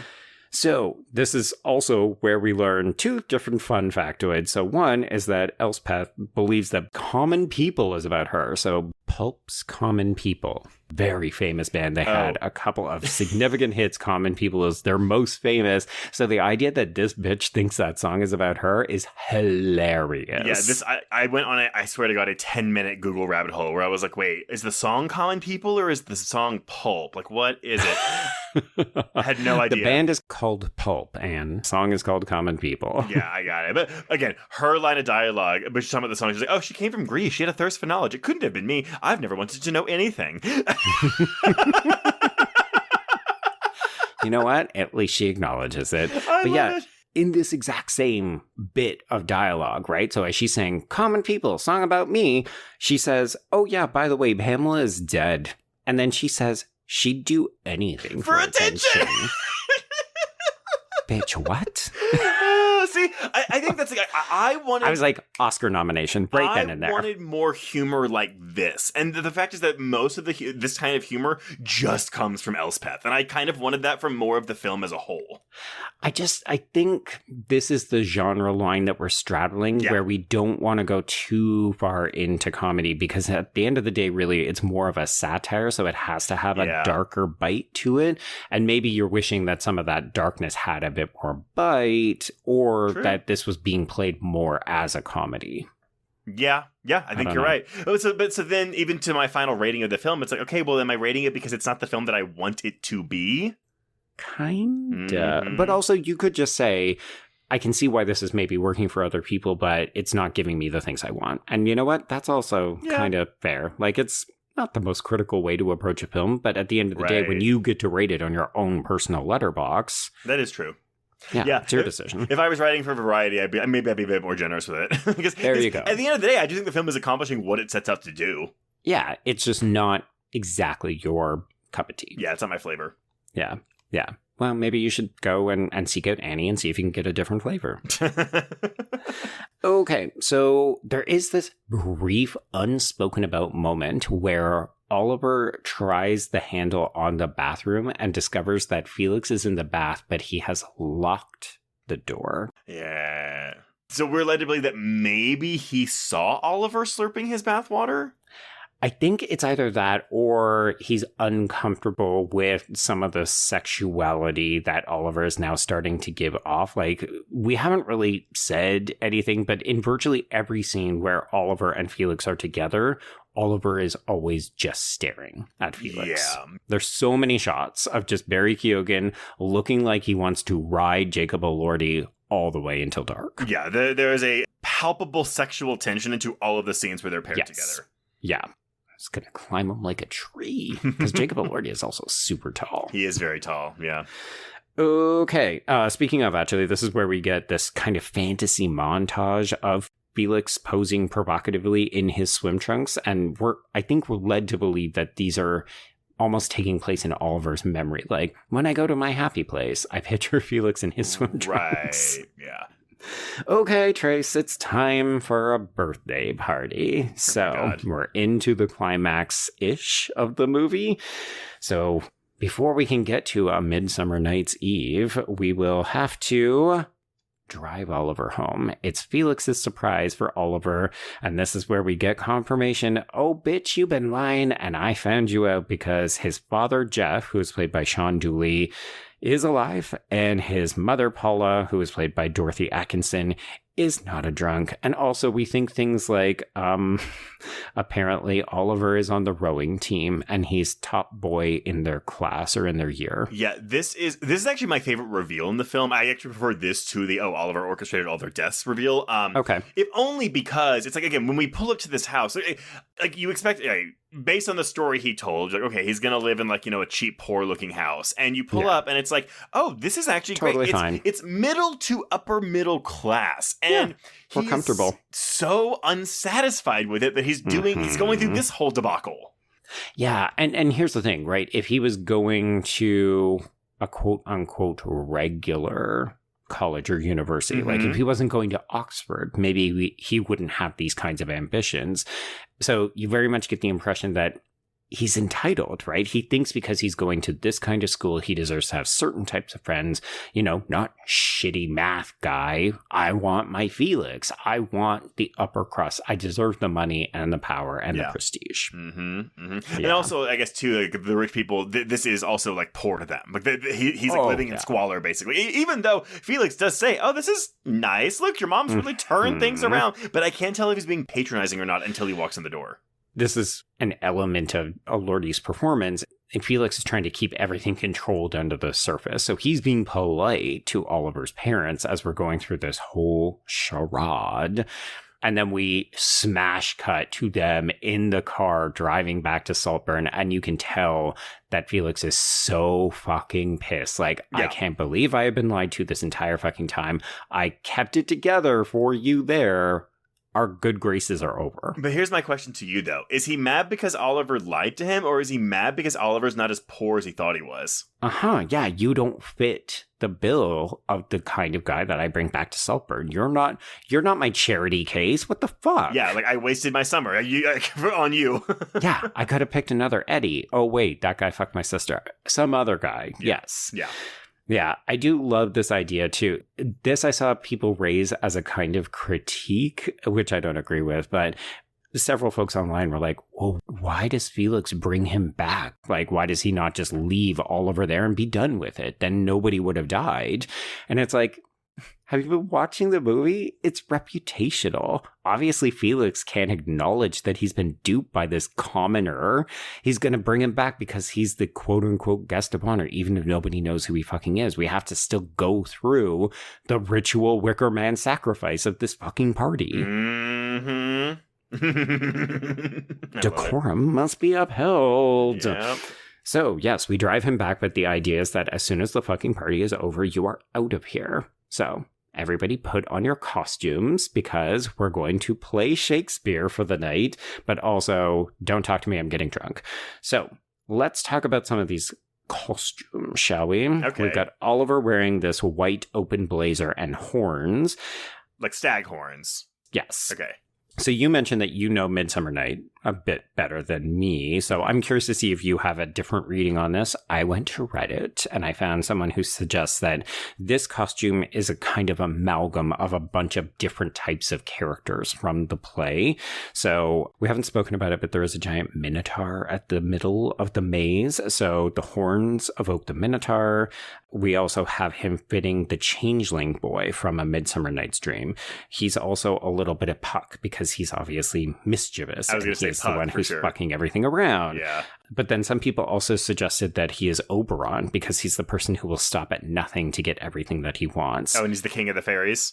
Yeah, and then some people have even suggested that he's Theseus, who is the person who ultimately slays the Minotaur, if you want to think of Elordi and Felix as like the king of the house, right? Yeah, and I know that like the Theseus Minotaur thing, like, it's not explicit in A Midsummer Night's Dream, but there have like been, I think, readings that was an influence on some of the characterization in the play. But it's like there's not a Minotaur in A Midsummer Night's Dream. No. So I think what we're doing is we're kind of like collapsing a bunch of different things. But one of the things that I like about even the fact that people can't seem to agree exactly which character Oliver is playing is a testament to who Oliver is, because he is everything that each character needs him to be, right? So he interacts differently with Felix than he does with Elspeth versus Venetia. So the fact that his costume can be read in so many ways, it's like, yeah, I'm a fucking chameleon. I'll be whatever you want me to be. Yeah. And also, Elordi looks hot. Oh, I mean, Everybody looks hot. I'm just saying, these costumes are... If I was a Halloween gay, I am not. I can't. I know you're not. Yeah. It's so sad. I wish I could, because I love a costume and I love Halloween. But yeah, if I was to do it, I would love to do one of these two costumes. Again, the horns, the antlers look just so good. Yes. Yeah. Which actually, it's kind of funny, right? Because it's kind of like the male version of the Mean Girls, like, I'm a mouse, duh. Mm-hmm. Yeah, it's very much, I put on a tank top and I put on wings, or I put on a blazer and horn. This is like, I'm just looking for sexy. Slutty fairies, I think they say earlier in the film. Yeah. Okay, so Oliver notices everyone and everything because he's always looking for the exit and looking for the next con, so... Clearly, he can identify a cocaine-sniffing Farleigh, who is, of course, wearing the ass. Makes sense. Bottom. That too, yes. Because Bottom does become a donkey, and an ass in Midsummer. Yep. Multiple readings of that one right there, don't we? Anyway, so he has snuck back into Saltburn. This is where he says, I always come back. Try harder next time, baby. I love his line of, go back to whatever creepy doll factory they make Oliver's in. You know what? Not wrong. Not wrong. So this is, where we get that horrible moment where we discovered nobody knows who Oliver is. So we sing a generic happy birthday to him, and no one is talking to him, right? Like, purportedly, we invited these hundreds of people to come and celebrate him, but like not even the family members are talking. And I don't even get the impression that Felix has told any of them the truth, because this is why we ultimately kill him when we do, right? Yeah. So, I mean, because this is premeditated, though, because he already has whatever drug. Does he use the cocaine to poison him? I don't know. It's some kind of ground up something. So it could be coke, it could be pills that we've mushed up. We don't get to see it. Oh, and everyone, at this point, we don't see anything. Like, no. Yeah, we'll find that out later. We see Felix drinking heavily from a bottle of champagne when we confront him in the middle of the maze. So we get rid of the whore that he's off, fucking. And then basically Oliver pours his heart out. This is one of those, it's the awkward breakup where one person is like, we're done. And the other person says, no, we could make it go. Haven't I given you everything? It's a little bit sad to hear. It's very pathetic. Yeah. I just gave you what you wanted. Everyone puts on a show for Felix. And here's the thing. The read is not incorrect. Yeah, no. And I think, too, because this is Oliver giving Felix a chance to not die. Sure. Yeah. Because we will come to discover in the twist reveal at the end that had Felix said something kind or accepted him, because this moment is very intimate. Like, the girl is gone and it's just the two boys in the center underneath this giant minotaur. And Oliver is practically caressing him. He's cupping his face and so on. So it's very tender. Like, he's looking for some kind of, we can get past this if you can just forgive me. And yeah, all Felix says is that Oliver makes his fucking blood run cold. Yeah, and then Oliver throws up. We think it's because he's so offended and hurt by what Felix has told him. We will find out later that is not the case. Nope. This is subterfuge. It's a distraction so that we can poison this. But anyway, yeah. So he goes back to the party. The tone turns somber. And then we wake up with him in the morning. Camera just hangs out on his bare chest for a little bit as we hear people calling for Felix. And then we see people looking for Felix because Felix didn't come to bed. He's missing. And here's your Kubrick shot, but honestly, it's so fucking awesome. The overhead shot of the maze as people are running through it. Oh, so good. Yeah. So good. Yeah. In voiceover, we do hear Oliver clarify that this is the end of everything. So we're reminded that we are hearing this kind of bracketing voiceover narration, but also I think in some ways this is the end of the summer, right? Like the fun times at Saltburn have come to an end, and we've killed the golden boy. I was really, on a first watch, I didn't expect him to die in this movie, but there's still 30 minutes left in the runtime, so he dies early, but then I'm like, well, I mean, Jude Law dies pretty early into Talented Mr. Ripley, all things considered, so there you go. This is true, right? You kind of got to get the object of affection out of the way so that we can get to what's really going on. Yeah. I think in part because the love that our bad protagonist, our anti-hero. Right. The feelings of affection and lust and all this other stuff that they have is so volatile that it's like they make a move, and if they don't get what they want, that person's just dead. Yeah. Mm-hmm. Okay, so yes, this is basically what's happened to Felix. He's totally dead. And this is where we start to get everybody's different reactions. I find it deeply upsetting when James, the dad, is just kind of like, he's okay. Just keep checking him. Yeah, he's okay. Again, there's some really fun camera work here too, because we have like a Dutch angle positioned at the ground at Felix's corpse, and we just see like the rest of the family members slowly start to fill the frame as they come and discover the body. Yeah. And then we shift to a very awkward and uncomfortable lunch. So Venetia is just drinking heavily, but to the point that she's overfilling her glass because she's completely out of it. The blinds have been drawn, or the curtains have been drawn, so it's giving everything this blood red tone and atmosphere. And then we've got James ordering a tearful Farleigh, because of course Farleigh is just back as a member of the family. He can't stop crying and he wants to get up and leave, and James just orders him to eat the bloody pie. Oh my god. Okay, he goes, we haven't finished lunch. And this is also one of the funniest lines of the movie to me, is Madekwe's delivery of, lunch is cold! But this scene also does show that these people have emotions. They do exist inside of them. Yeah, this reminds me of a terrible line from, I don't know if you've ever watched the show Clone High. It's one of my favorite animated shows. It's basically we clone versions of famous historical figures as teenagers and make them go to high school. So it's like Joan of Arc, Cleopatra, Abraham Lincoln, Gandhi. The show got into trouble because of its depiction of Gandhi, and it got canceled for many years. But basically, there's this one really funny line because JFK is one of the characters, and he has this moment of heartbreak, and he starts crying, and he goes, "I'm a Kennedy. We're not accustomed to tragedy." See, the irony, right? Yeah, and it kind of feels like that with these people, right? They're not accustomed to actually having to feel something or care about somebody. Like, poor dear Pamela, we didn't give a fuck when she died, but it's because she was doing it for attention, and she's not a real person to us. Well, and she's not a member of the family. She's not one of them. Family. Yes, exactly that. So, I do love that we also get rid of Farleigh a second time after this. It's really easy. We just insinuate to James that he's doing coke, and Farleigh is gone. I wish he would have gotten killed. Wow. This character is so fucking despicable. I hate him so much. So firmly disagree, but okay. I hate him.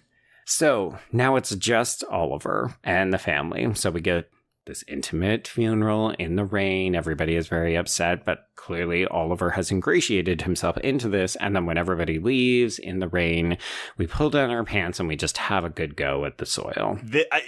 To me, this was more shocking than the bathtub cum licking thing. I was kind of like, because he fully takes off all of his clothes. We do get a brief silhouette of the outline of his dick, which is great. But it's a tease. Little do we know, we're going to get much more of it later.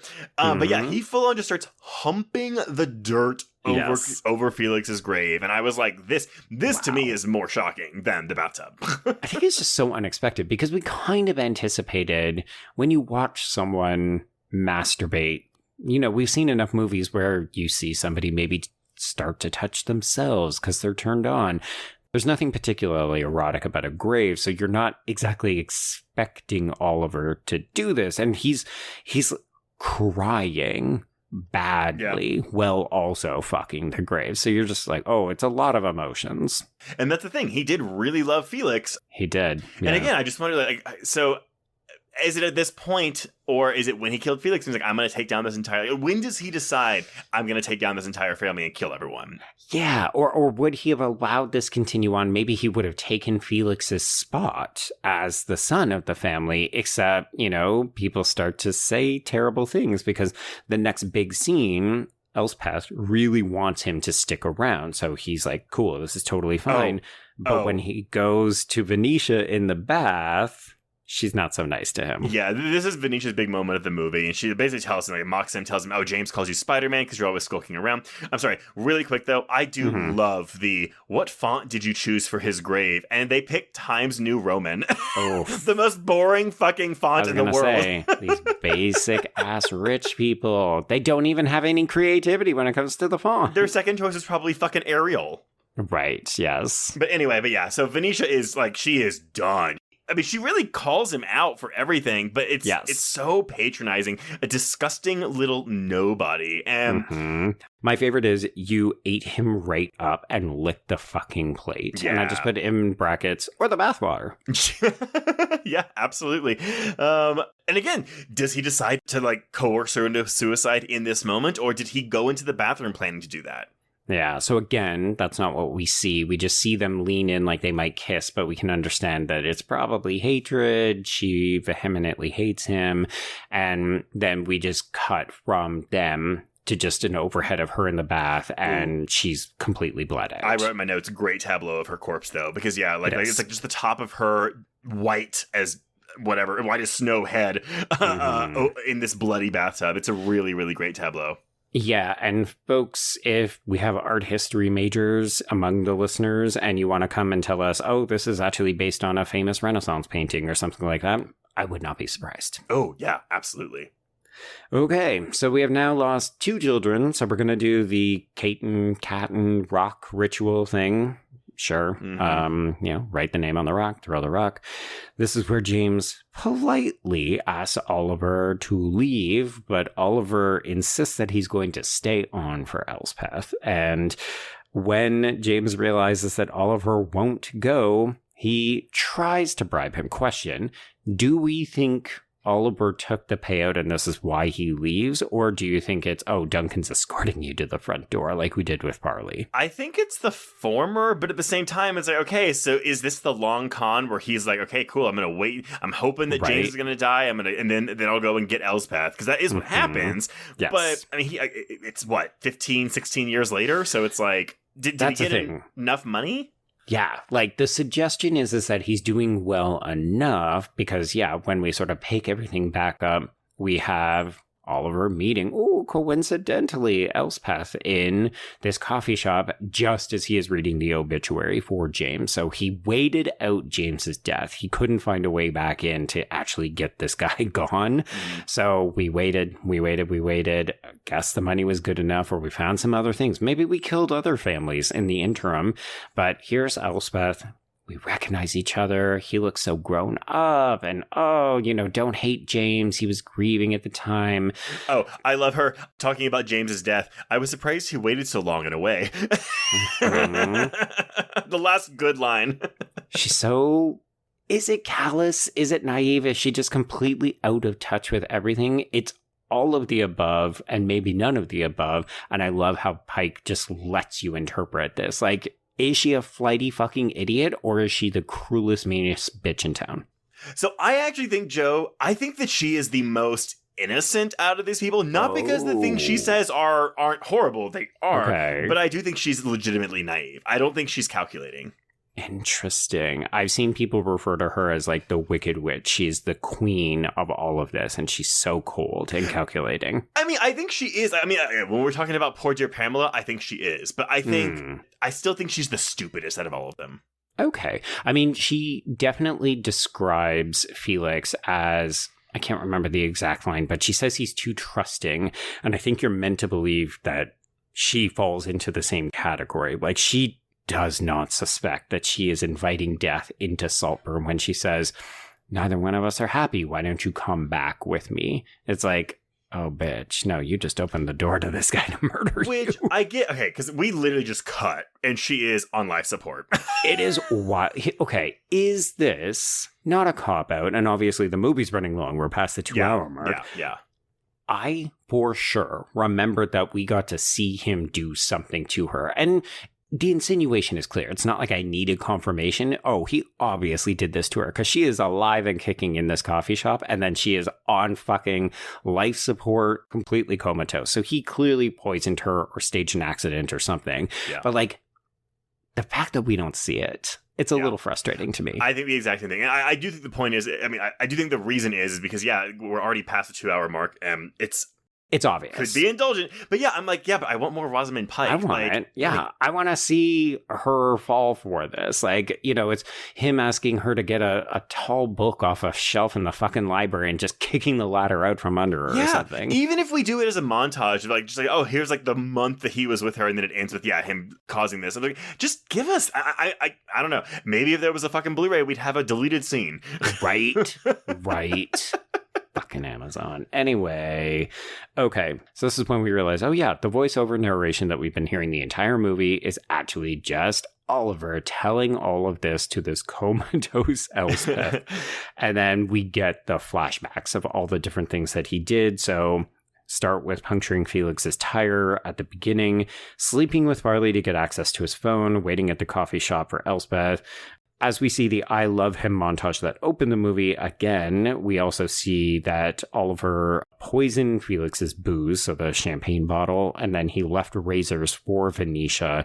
And then this all culminates with him aggressively pulling this breathing tube out of Elspeth's mouth. He climbs on top of her, mounts her, at this point, lifeless body. I mean, she has life at this point. But yeah, the way he just yanks this tube out of her mouth and like flings it backwards, I was like, oh. Oh, shit.